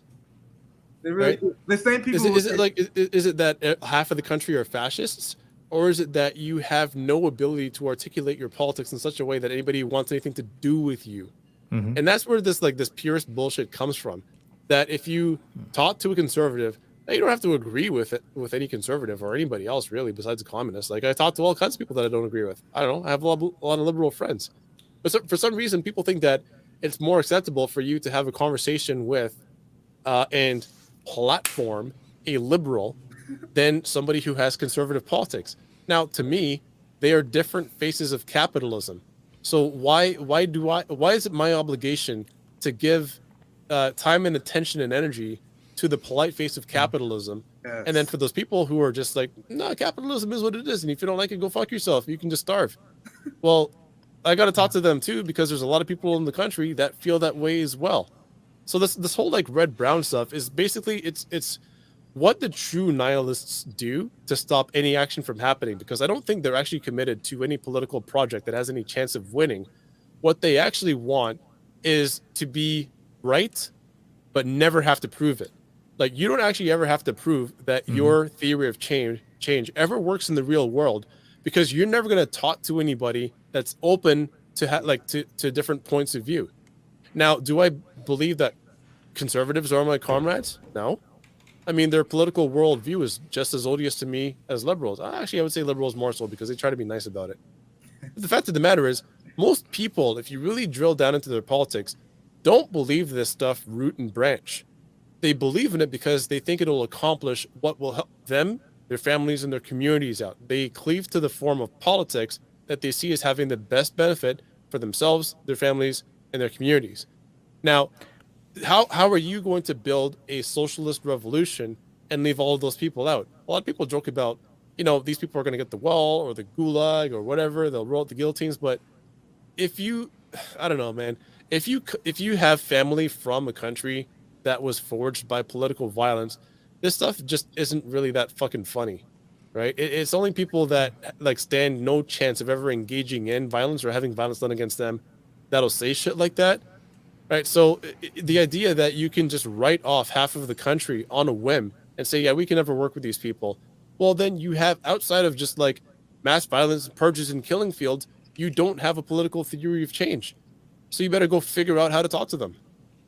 And I noticed that the people who will push the Red Brown Alliance, they're usually in deep blue areas. They live in New York. They live in the suburbs. They tend to do well. They tend to be the people who do the well, who push the Red Brown Alliance, where if you talk to, there's people afraid of talking to workers. They afraid. They hate workers. People. But yeah, I would love to get your thoughts on it as well, Hassan, because as soon as I saw the Red Brown Alliance, as soon as I start seeing people use that, I immediately started going out. It made even more people upset at me, because I was like, this is obviously bullshit. Yeah. There's no. It's a fucking op. It exists. And here's the thing, I don't actually care about talking to quote unquote leftists. if you start off with any political project and your intended audience are people that supposedly already exist on the left, you've lost. Because nothing you do is ever going to be good enough for these people. They will, cleave onto Democrats, even though they'll complain about them, but they'll actually like go out and support them. But anything that you bring up is just never going to work, or it's fascistic, or you're fraternizing with the enemy, or whatever the fuck. And really, what it is like, it's grade school shit. In reality, a lot of these people have the same politics as anybody who, like, I don't know, painted their profile picture Liberty Green in the 2020 election. They had like the blood and teeth emojis in their profile. People who have like notorious RBG t-shirts, they very much have the same politics. No, they do. They have the same politics because they have the same sort of like the wheels turn in the same direction, right? They behave the same way as these sort of like progressive liberals who are still liberals at heart. The problem with them is they can't ever actually admit to themselves that they have the same politics as their parents or their insufferable cousins or whatever the hell. So they adorn themselves in this sort of like revolutionary aesthetic. They may have read some books, or I don't know, like picked up screen caps on Twitter and then extrapolated from there. They might have surfed a little bit on Marxists.org, but have they actually synthesized communist politics? And here's how you know whether they do or not. Do you belong to a revolutionary party? Doesn't have to be CPUSA or PSL. Could be any number of organizations that have revolutionary politics. Do you belong to a party? Are you moving in a disciplined fashion? Because if you're not, then I don't give a fuck what you have to say about anything. You're just talking. There's people in organizations. There's people in organizations and parties that still have the left brain. So this is true. But at the very least, if you're not willing to engage in organized political activity, it tells me that you're not very serious about it. And now I know that CPUSA and PSL have their issues to work out, just as like parties in just about every country have to work out. But what I will say is this: is that like I'm a member of the Communist Party of Canada, right? Now, there's nothing in the party constitution, and there's never been a member of my party that has told me, hey, you shouldn't go out and talk to conservative people. You shouldn't you shouldn't share a platform with this, that, or the third person. You shouldn't work with such and such media organization. They don't do these things because they know it never actually works and has no chance of actually building political power. So it's either like you want to sit around and gripe and feel right, or you actually want to build political power. Sorry, Hassan, I feel like I took all your time. You go ahead. No, that's all good. So Malcolm said that the right are the wolves and the liberals are the smiling foxes, right? I think that's very true.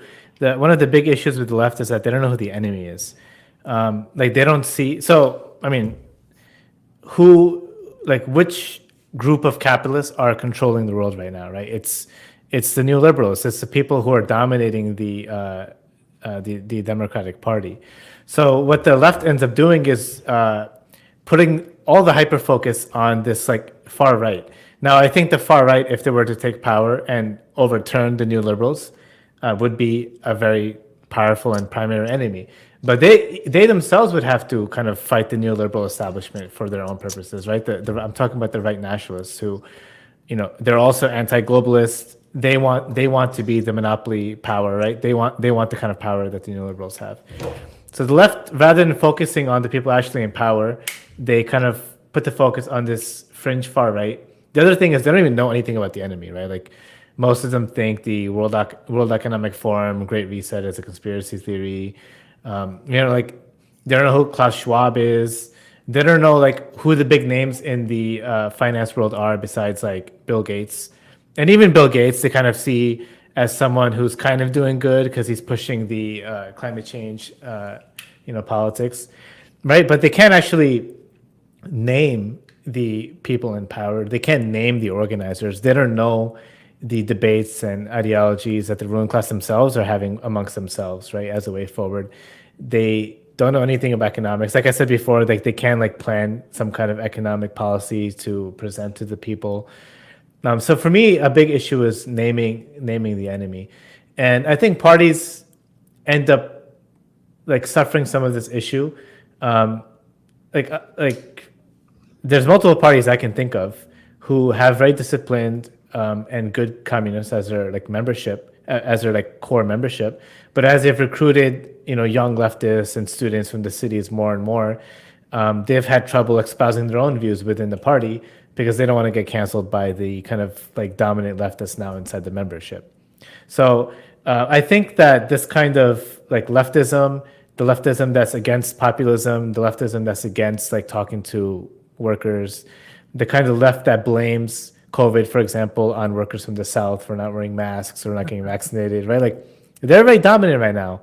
And they're not putting the focus on the actual enemy being the dying neoliberal establishment who will do whatever it takes to maintain their power. So when fascism comes, it will come from them. And so even when I hate saying like when fascism comes, because that establishment that is in power now that they think is a lesser evil, by the way, like they'll reject lesser evilism in words, but in practice it will still espouse lesser evilism by making sure they stop the impending fascism by voting for the Democrats. But the Democrats, the new liberal establishment right now, has been raining death upon the entire world for decades. They've been arming Nazis. Like what else is fascism? So like for the left, fascism is fascism only when some of that kind of violence starts coming inside their home country.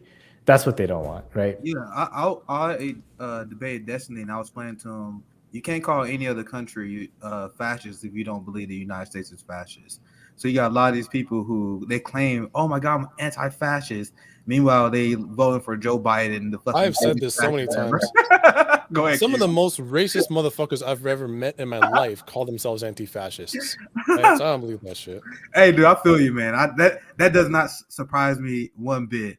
And that's why one of my first go-tos whenever I see someone repeating red-brown alliance conspiracy theories is they don't even understand that there is an active blue-brown alliance. Like when you have people like Khanna say they're friends with Bill Kristol, when you have Ilhan Omar saying that they're friends with Nancy Pelosi, that's the blue-brown alliance. How is that not the same exact thing that they accuse workers just for organizing of doing? Now, with that said, we got like another 10 minutes here. I want to get, because I'm curious, we got to do this again because there's a lot of things I want to talk about. But since we're talking about kind of this I mean, listen, you feel free to have me on whenever or hustle on whenever. We got to do it again. We got, because there's so much. It's not a one and done conversation. We're friends now, so sorry. Yeah, sure. Good luck getting rid of me that easy. I'm gonna be on your show on Thursday, right? Just do a quick plug Thursday, right? Yeah. Okay, so that's right. Well, I would love to kind of get your thoughts because you and Canada Q, because I remember during the trucker convoy, the what was coming out from the left at that time, where they were attacking the people who organized there. What was your take on general like the American reaction, the reaction on the left in terms of like the trucker convoy, and like your takes on that, if you want to discuss that? I'm just curious because you're in Canada. I thought that I don't know, people were a little bit too willing to call the trucker convoy like the uprising of the working class. I never thought that. And just because I'm I have family members that drive long haul trucks, so I know the makeup of the industry. And for a lot of people that had the time and the ability to go down to Parliament Hill to protest and park their trucks there for several days, I don't know. Most of them were owner operators. I don't even really think that's all that important though, because I think what a lot of people got lost and caught up in is that they saw Nazi flags. There were people that came with biker jackets with patches that identified themselves as members of neo-Nazi organizations. There were people that came with Confederate flags. Now, all of that is true, and that's a fucking problem. Here's my issue with that though. Was what they were protesting, was it worthwhile to protest or not? Did they actually have a point? What were they there for? Were they there to to be proud of being white supremacists? Were they there to show themselves off as Confederate supporters? Well, no, you had some people that had Nazi flags. You had some people with Confederate flags. You had people with biker jackets with patches that identify them as parts of being part of neo-Nazi organizations. But anybody can join a protest, right? Now, where people were saying, well, if it was a communist protest, would these people feel comfortable showing up? Of fucking course not. Now, here's the thing. we just talked a minute ago about people who are politically homeless, right? Now, when you have reactionaries that have a theory of change and have an explanation for why the world is the way it is and the way that the world is, there's something deeply wrong with it, that you're not making as much money as you used to. Your job precarity has gone through the roof. Many people that you know have been laid off from work. The cost of living is constantly going up, and government seems completely unresponsive to your pain.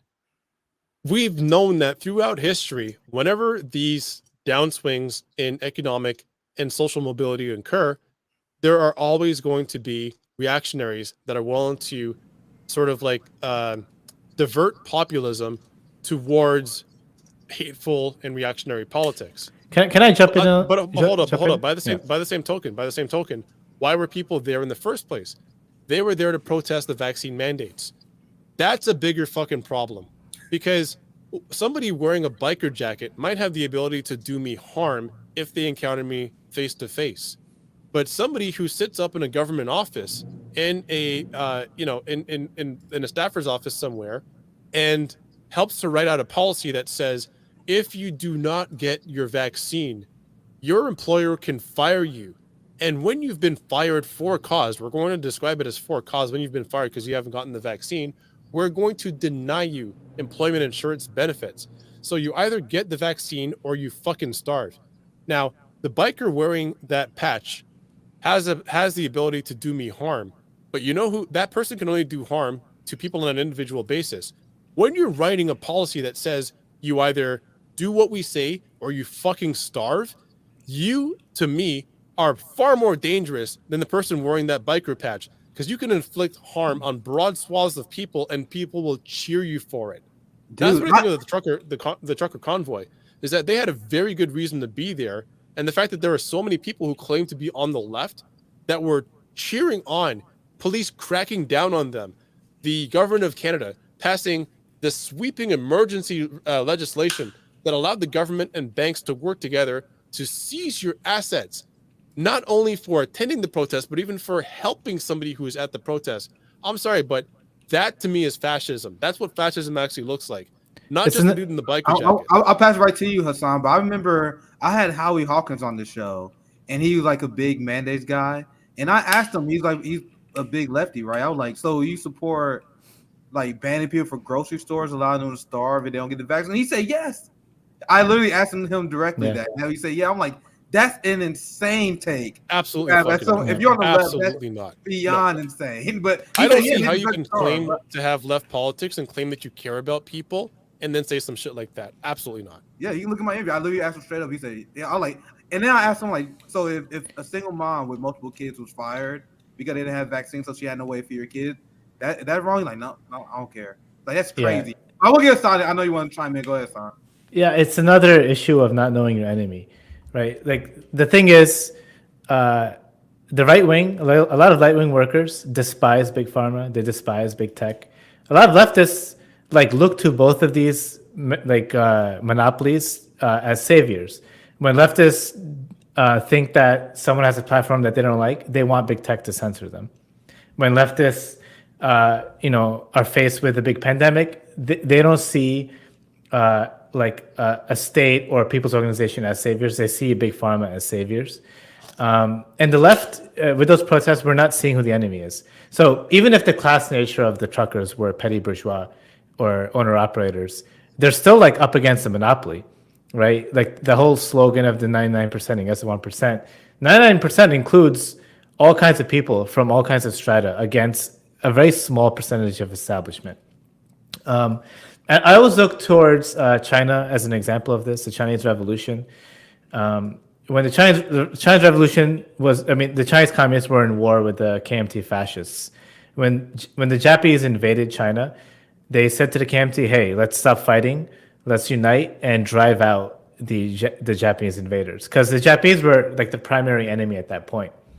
And I think communists today or leftists in general can learn from that. The leftists can kind of understand who the actual enemy is. It's the corporate establishment that's trying to establish mandates, which, and it's sad because, the protesters who were out there and the many workers who were supporting those protesters, they saw leftists supporting the state and supporting the corporate establishment. So then in their eyes, they see socialism as bad because they see American socialists defending that. But Cuba doesn't have vaccine mandates. China doesn't have vaccine mandates, right? Actual communist countries don't have vaccine mandates. Bring that up to a progressive and watch their head explode. I used to bring that up all the time. Oh no, they'll try to tell you that China has vaccine mandates because in this, that, or the third municipality, they can't go from place to place if they don't have the vaccine passport, whatever the fuck. And I was like, but is it a federal policy? Right? This is a municipal level decision. Is it a federal policy in China that you must have the vaccine?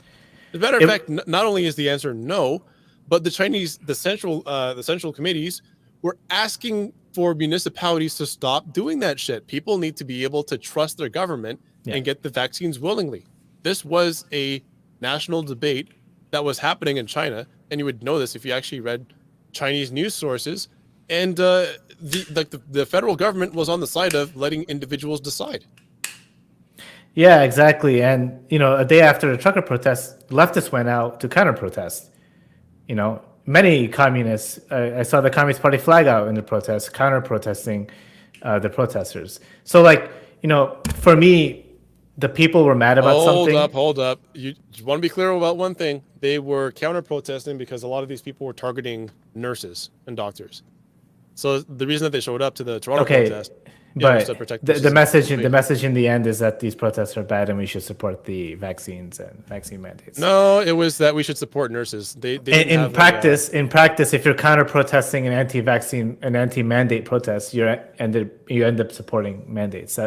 That's the practice. So the thing is, why were the petty bourgeois at the forefront of this kind of discontent with the mandates, right? Because many workers are discontent with the mandates. Why are the petty bourgeois at the forefront of this? Why aren't the communists at the forefront of this? Why aren't leftists at the forefront? If the leftists and communists are so connected to the masses and they represent workers, why aren't they at the forefront leading them? Why do they leave this vacuum for maybe fascistic tendencies, which were there, absolutely, fascistic tendencies or petty bourgeois tendencies to take the lead? And that's the point. So what actually ends up happening is there's a vacuum. People are discontent. No one's giving them political direction. So right-wing forces come in.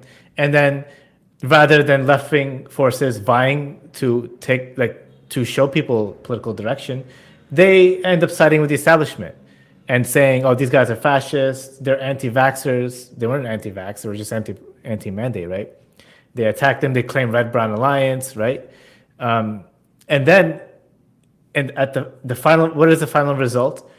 More and more workers dislike leftists. More and more workers associate socialism with the establishment and liberals. More and more workers see socialists as defenders of big pharma or big tech or whatever. Yeah, that's exactly the point. And this is actually the last thing I want to talk about because this is something I want to circle back because Q mentioned this earlier, and I wanted to discuss this when we first started the conversation about the propaganda about China. And I want to talk to you guys about the new Cold War and specifically the claims of Uyghur genocide. And the thing, we got to make sure we get this correct, right? Because this nigga, of course you want to make that the last topic. No, because I wanted to talk about this a little bit more because I'm like, we could be here for an hour. Correct me if I'm wrong, right? Because I heard the life expectancy of the Uyghur population went up during this supposed genocide. And now what I tell liberals is the life expectancy of Black Americans has fallen in the United States for decades now. So if anyone has a claim that there was a genocide done to our people, wouldn't it be the people whose life expectancy actually fell? Anyway, I would love to get. I want to ask you about that. We can start with Q and Hassan.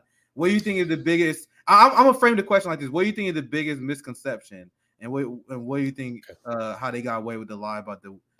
Here's what I always ask people to do, is tell me where you got the number of Uyghurs supposedly detained in concentration camps, and they always use concentration camps. That's what they always say, concentration camps. Tell me where you got the number from. It started at almost 1 million, then it was 1 million, then it was 1.5 million, then it was 3 million, then it was 6 million, then it was more Uyghurs detained than Jewish people were detained during the Holocaust in concentration camps. And then a Washington Post article, this one was fucking amazing. They said up to 1 million or more, which basically encapsulates all the numbers conceivable, right? They can never actually tell you a number. And the reason that they can't is because the way that they got the number in the first place, and this is actually like, this was the the contradiction. Like, this was the part of the story that began to break down for me and why I started looking into it myself. And this is back around like 2014, 15. China Human Rights Defenders, which is an organization that spun off from Radio Free Asia, I believe, in itself was a State Department project. They went to various villages around, I believe it was, okay, I'm gonna have to go back and look this up because I don't want to get the wrong region, but they went into rural areas in like outside of like the Xinjiang capital, and they would ask villagers, hey, how many people would you say have disappeared or that you know have been detained by the Chinese government? And they would say 200 people. And so they would say, okay, so if 200 people, that's what the villagers say are missing from their village, have been detained, and this village is 5,000 people. Well, that tells us that X percent of the village has been detained, right? So here's the problem with that. Do you know 200 people, Nick? Like in your neighborhood? Like, do I know them? Not really. Okay, do you know 200 people enough to if 200 people in your neighborhood disappeared over the course of like a year, would you know them well enough to be like, oh yeah, man, I haven't seen so and so around in a minute, right? No, I'm being 100% serious right now because this is how they arrived at these numbers. Do you know enough people in your neighborhood that if you didn't see them over the course of a year, you'd think, wow, something's up. They must be missing. No, most people don't. We only have so many people in our immediate social circle that we would be able to mentally keep track of. Okay, so what they did was go to rural villages and ask people, hey, how many people do you think are missing? And then from there, extrapolate, okay, so X percentage of this rural population in this village are missing. And then they extrapolated that to, well, there are X amount of rural villages in this particular area of the Xinjiang Uyghur Autonomous Region. So therefore, if you were to round that up to the entire region as a whole, this is how many people are missing. This is how many people, therefore, must have been detained. And then the number they came up with was somewhere around 670,000 people. Now, they didn't say all 670,000 people were in concentration camps, as it were. They actually differentiated between the two. There were the prison-like detention facilities, and there were also vocational training centers. So about half were in the vocational training centers, half were in the prison facilities or prison-like facilities. I don't even think it's half. I think it's a very large majority were at the vocational centers. I mean, but it hardly matters. I know it was over 300,000 that were at the vocational training centers, but I don't think at this point it hardly matters because here's why it doesn't make any fucking difference whatsoever. The methodology in the first place was fucked. That is not methodology. If you were to bring that to your 101 stats class, your professor would laugh you out of the class, and yet they rounded it up, put it in a human rights report, and people reported it uncritically in mainstream newspapers as if it was fact, like it was verifiable, and it wasn't. And then Adrian Zenz took that report that China Human Rights Defenders produced and said, I actually think the number is closer to 1 million. How do you know it's closer to 1 million? I just have a hunch. I know something about the region. I'll say it's closer to 1 million. And then newspapers went ahead with what he said and said, oh, it's actually, scholars say up to 1 million may be missing. And then he would continually round the number up. And these news organizations backed by academic institutions that were themselves being funded by the Australian Strategic Policy Institute, National Endowment for Democracy, and any number of other federal institutions were producing these reports based on these false and fake numbers that continually got rounded up on about a 1 to 2 year basis to the point where we got them saying there are more people in concentration camps in Xinjiang than there were Jewish people rounded up during the Holocaust. Now explain to me, Does this sound like a concentration camp to you, Nick? I'm gonna describe something to you. You tell me whether or not it sounds like a concentration camp. So you wake up at home in the morning, right? So you wake up at home, you brush your teeth, you eat breakfast, you get dressed, and you go to a facility. In this facility, you sit and you learn things like electrical engineering or electronics per se. You learn how to you know how to use like an ohm meter. You know the difference between like a resistor and a capacitor. You can put together a circuit board. You can build things now, right? Or you learn how to cross stitch, right? You know how to like sew and weave. You know how to repair fabrics. Or you learn how to manage people. You learn how to work within teams and manage groups of people so that they can get tasks accomplished. So you're learning this for about 3 to 3.5 hours, and then you get a break. During this break, you can leave the premises, go home and eat lunch, or pray, or whatever it is that you have to do, and then you come back for the remaining 3.5 hours, and at the end of that learning day, you go back home again to your family. Now, Nick, does that sound like a concentration camp to you? I didn't know college was a concentration camp. Well, we should contextualize the vocational centers. Hold up. I just want to. I need to get through this. I'll give you next, Hassan. I'll give you next. Go ahead. Yeah. No, I need to get through this because this is the basis upon which people are building the case that genocide was taking place. I've just described to you what the vocational training centers were like. Now, people would say, well, do you have a choice as to whether you go to the vocational training centers? And I say, well, they probably didn't, but I don't fucking care. That's not my business. I don't live in that country. Those aren't my standards. Does a 15 or 16-year-old have a choice as to whether they can go to, whether they have to go to school or not? Of course they don't. They go to school.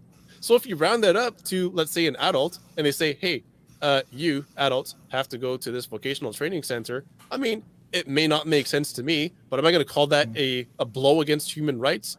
No. It's just not. I'm not going to impose my values on anybody else like that. But here's the problem, though. When those people who went to the vocational training centers ended up getting jobs outside of Xinjiang, mind you, and this is where they talked about forced population transfer. So let's say there aren't that many jobs available in like Kashgar, there, let's say, or Urumqi or wherever. Let's say the job is available in Shenzhen or Guangzhou. You go there, you work for an electronics fabricating facility, you're paid a fairly good wage, at least a good enough wage that not only can you cover your cost of living in the city that you're in, but you can also send money back home and people can pay their rents or their mortgages. They can cover the children's bill, they can cover the costs of living and education and everything like that. Would you say that that is a forced population transfer, that you went outside of your hometown to go find a job elsewhere? No. You know why you wouldn't say that? Because when in Alberta, Canada, there was an oil boom and people were leaving from Ontario and Quebec and Halifax, Nova Scotia to go to Fort McMurray because that's where the oil jobs were. That's not forced population transfer. You just went where the jobs were. But according to organizations like the ones that Adrian Zenz works for, according to Bellingcat, according to the State Department, and all of this is coming from Marco Rubio's office, mind you. This is where all of this information is being propagated from. That's forced population transfer. And then finally, last thing I'm going to say, and Hassan, take it away. When you tell companies that this is forced labor, the labor, by the way, that people are getting paid very handsomely for, that they can not only take care of their own cost of living for wherever they are living, but also send money to family back home to take care of their family back home, and they can travel freely back and forth, okay? When you tell companies, hey, the people that are working for you, did you know that they're Uyghur people? Do you know what kind of conditions that Uyghur people have to go through? You should be ashamed of yourself that you're employing Uyghur people because they're being, now, mind you, the factories that they work at, we're not forcing anybody to work here. I mean, they can leave whenever they want. They don't fucking have to work here. They asked us to work here, and our government told us, hey, if you don't hire X amount of Uyghur people, we're going to consider it job discrimination, and you may find yourselves in a lot of hot water. You should be hiring every ethnic group that's applying don't just hire people that you're comfortable with. Hire everybody that's applying. So it's like we were told to hire them because we were asked to be more diverse. As a matter of fact, back in the early 2000s, around 2008, 2009, you yourselves in the United States were yelling at us because we weren't employing enough Uyghur people, and you thought that we needed to instill some form of affirmative action, just like you did in the United States, so that we could keep our import exports healthy. And now you want to come back and tell us that we should fucking fire these people? Nah, we'll take a pass on that.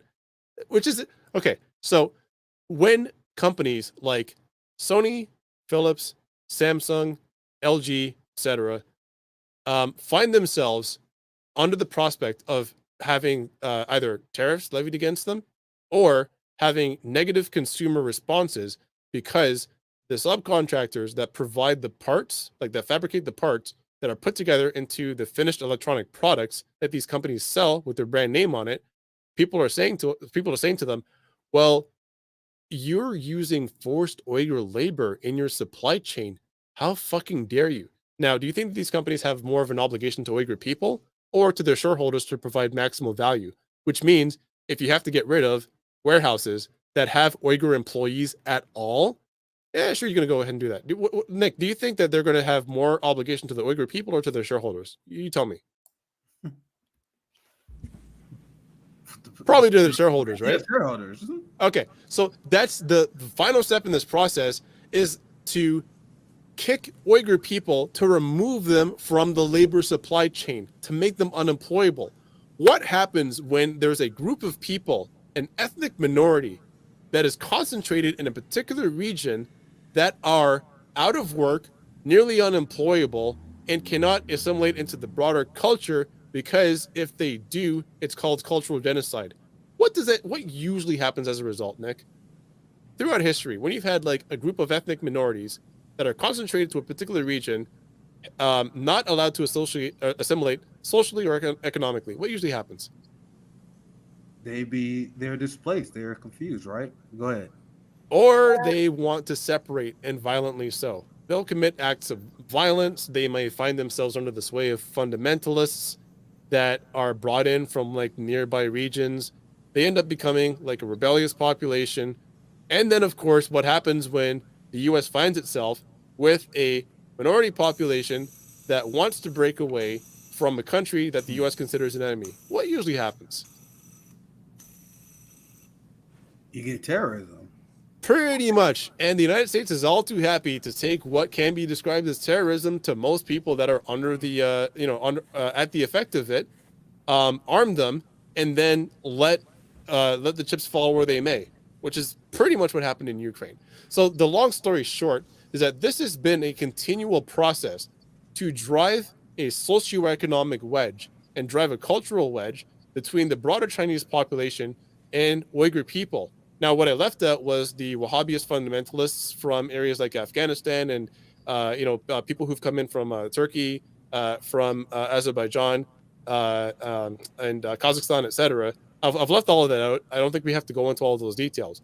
But the long and short of this is when you say that there is a genocide happening in Xinjiang, what you're actually doing is helping the United States along in this project to try and drive a socioeconomic and a cultural wedge between Uyghur people and the rest of China to splinter them off from China.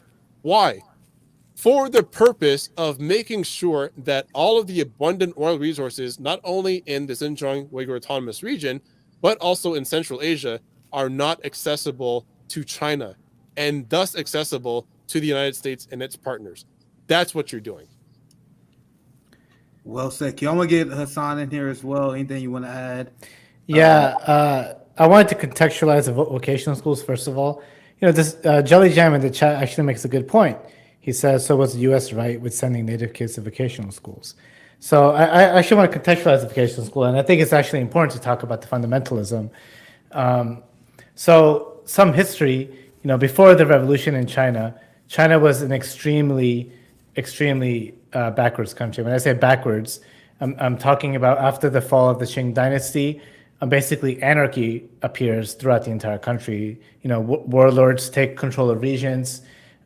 People are living under very oppressive slavery, feudal systems under the warlords. So there's a very like backwards development of the country compared to where China was historically. Now, the point of the Chinese Revolution is to develop the country, and careful attention is paid to the rural regions because those regions are some of the hardest to develop, especially because they're agricultural centers. Now, Xinjiang is a unique kind of geography. First of all, it's very isolated compared to the rest of the mainland population because it's the most west. It's largely desert, and historically, the population there has been nomadic. Where in other parts of China, the population has been not nomadic, but more agricultural and not pastoral, right? So China's development has not been even. Some parts of the countries have developed faster than others, and some parts of the country haven't. Xinjiang has been one of the regions that has been most late towards development. So the Chinese Communist Party has put a lot of effort in recently, or when I say recently, over the last decade, to start developing it because of some of what started happening due to the lack of development, and that is the entry of fundamentalism. Now, geographically, Xinjiang is in a region of the world, Central Asia, that is very important to global geopolitics. Historically, the Silk Road, which was a trade route that connected China, Persia, and India, and Africa all together, went right through Central Asia. Afghanistan, for example, is another really important country to have control over, and this is why the U.S. is so after destabilizing the Iranian government. So Xinjiang is also an important region. The U.S. government has used Islamic fundamentalism to try to have control over Central Asia. The Chechen wars are a good example of that, right? Islamic fundamentalism was brewed in Chechnya to destabilize that region as well. And Xinjiang is no different. But the thing with Xinjiang is it's a lot easier. The people are nomadic. People are like families move, not like a family doesn't just permanently settle down one spot. There's less jobs. There's more poverty. There's less education. So fundamentalism was very easy to target in that region. That led to terrorist attacks in Xinjiang that the state had to deal with. Now, unlike the U.S., the state didn't deal with it by throwing them into Guantanamo Bay forever. Like economic development is the primary way they deal with it. So the vocational schools were developed as a way to integrate a lot of the nomadic people into the economy.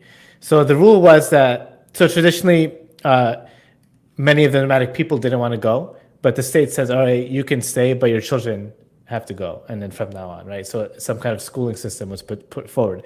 And that applies here too. Every child has to go to school. Like you don't have the option to just skip education and skip learning languages. So in terms of jobs, the economy in Xinjiang is largely agricultural. So in order to expand job opportunities, they started teaching Mandarin in the vocational school. So younger kids can learn Mandarin and then go find jobs elsewhere if they don't want to be part of the agricultural economy. And the thing is, the workers who are already part of the agricultural economy were not the nomadic people because there were already settled people inside that region. Nomadic people, again, were largely pastoral. So there's that history there. Now, if you want to compare it to vocational schools in U.S., I would even call it vocational schools. American schools that Native populations were forced into, first of all, were forced to go undergo conversion, were banned from speaking their languages, had their hair cut, had their traditions wiped. None of this is enforced on ethnic minorities in China. In fact, the state has a very large role in expanding the cultures of ethnic minorities. For example, ethnic dances and music styles and art is taught in mainland China across the country in order to make sure that their ethnic cultures can spread across the country and develop further. They're not banned from speaking their languages. They're just taught other languages, right, to be bilingual. There's no erasure of religion. There's no forced conversions. It's literally economic development through education. And so in terms of religion, the one thing that is combated is Islamic fundamentalism, which does not represent the population of Xinjiang, right? Like Uyghur Muslims are not historically extremists. As an example, many Uyghur Muslims drink. Well, Wahhabism is not like it's not part of any culture, right? Wahhabist fundamentalism does not come from Xinjiang, and it's not part of Uyghur culture, just as it's not part of Islamic culture at all. Well, it's part of the bourgeois culture of the people who are currently occupying Saudi Arabia. But what I was going to say is, Islam across the world is very varied. For example, where I'm from in Pakistan, not everyone wears a hijab. There's a lot of women who don't wear a hijab. In Xinjiang, a lot of people don't drink alcohol, right? Like Islam is different across the region. And you can argue that Islam in China is a lot more progressive than other areas. But one of the first propaganda pieces I saw when all this stuff was starting, this is before, it got hot with the propaganda, was this like video of a granny like taking a shot and like having fun. And the video was like, grandma is forced to drink alcohol. I'm like, dude, she's literally like in there smiling, like having fun, taking a shot. And it's like not out of the ordinary that some Muslims in some parts of the world would drink alcohol, or some Muslims in some parts of the world would not wear hijab, for example, right? It varies depending on the culture. The funniest one was in the Washington Post, where I get the author or the writer went to, I believe it was Ormtree that they were in, and saw young people flirting with each other, and took that as they've been culturally assimilated into Chinese culture, because Muslims would never like flirt openly in the street.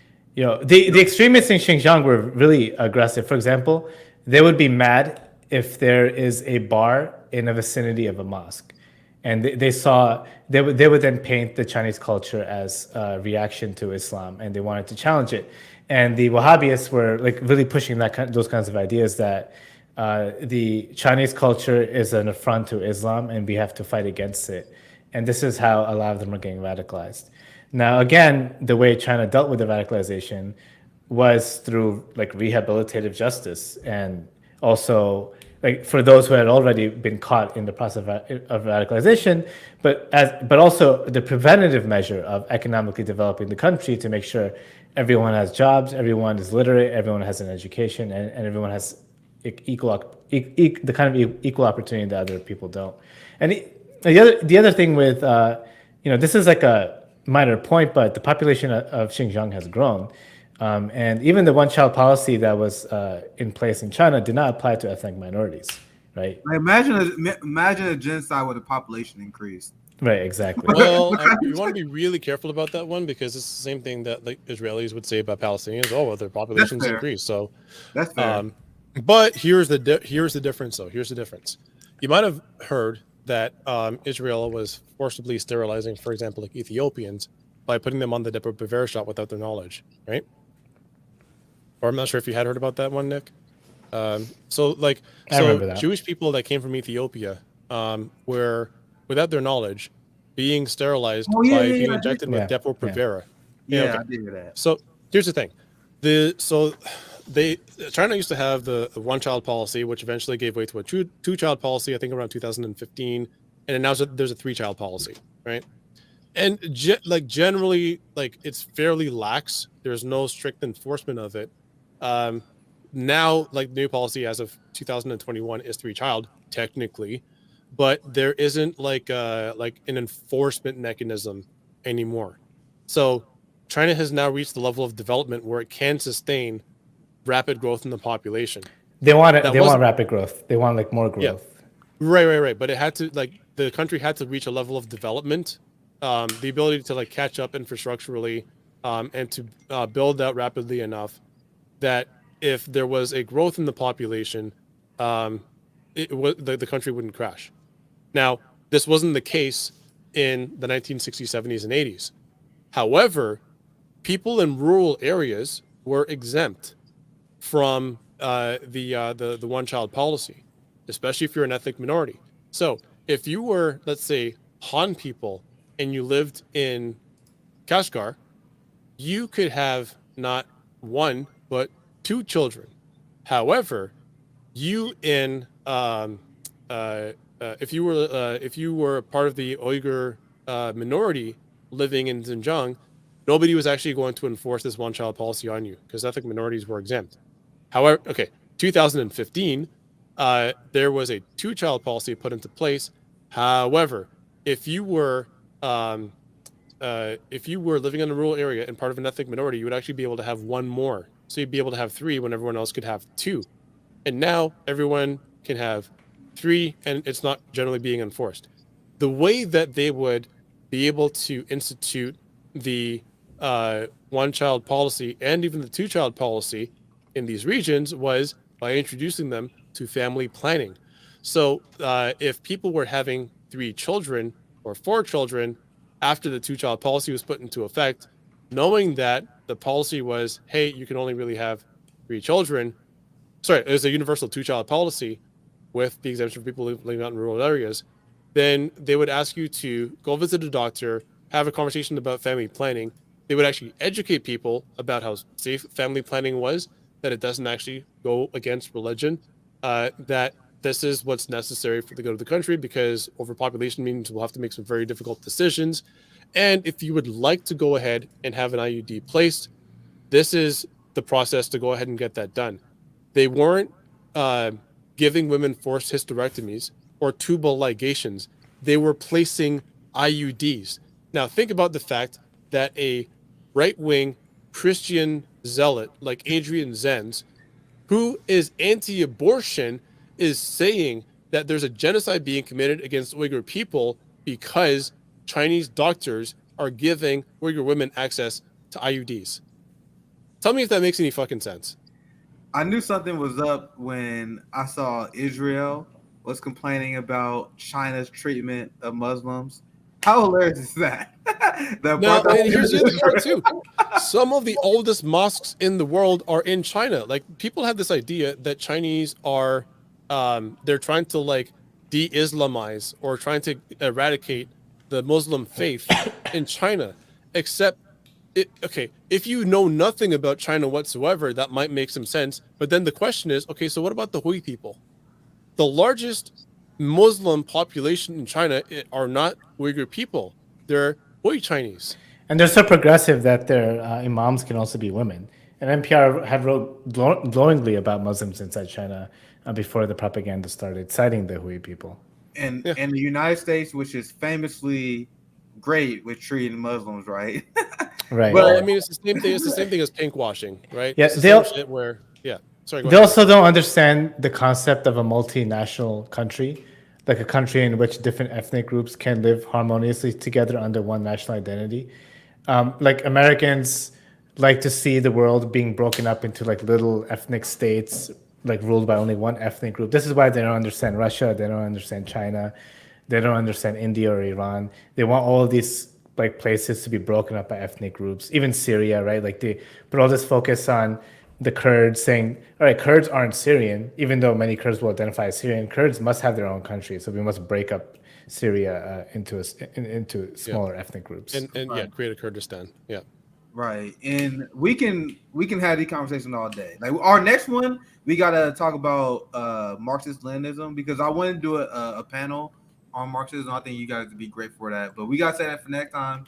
We went a little bit long, but that's my fault for asking about such a complicated question as the last one. But we definitely got to do it again here soon. We about 4 hours. And yeah, this is almost officially a 4-hour stream, guys. Beast mode out here. So we got RBN live tomorrow. I also have Margaret Kimberly that's coming on tomorrow. But before we sign off, anything that you want to plug, we can start with Q and then go sign. Anything else that you guys want to wrap up the conversation with, or anything that you guys want to promote as well? Yeah, watch theculture.tv. Okay, we're on Twitch at The Culture Live, Culture with a K, and you can catch our streams as well as the number of podcasts that we got coming out. I mean, if you like us, we also have a call-in, just like Nick's got the call-in show. We also have a call-in. It's on Thursdays at 8 p.m. Eastern time. If you like us, drop by, support us, watch our streams, listen to our show. Yeah, definitely check them out, Hassan. Yeah, Sam, I'm a co-host with Q on The Culture. So that if you're looking for more media content like this, streaming content, check out The Culture. I also write on Substack. You can find me on my name, Hassan1949.substack.com. Yeah, make sure you guys check them out. There was a very fun conversation. Like you said, Q, we got to do it again here very soon. We got a lot of stuff to cover. Anytime, So bro. thank you guys for watching. This was a long stream. Big props to anyone who sat through the whole thing. So hope you guys have a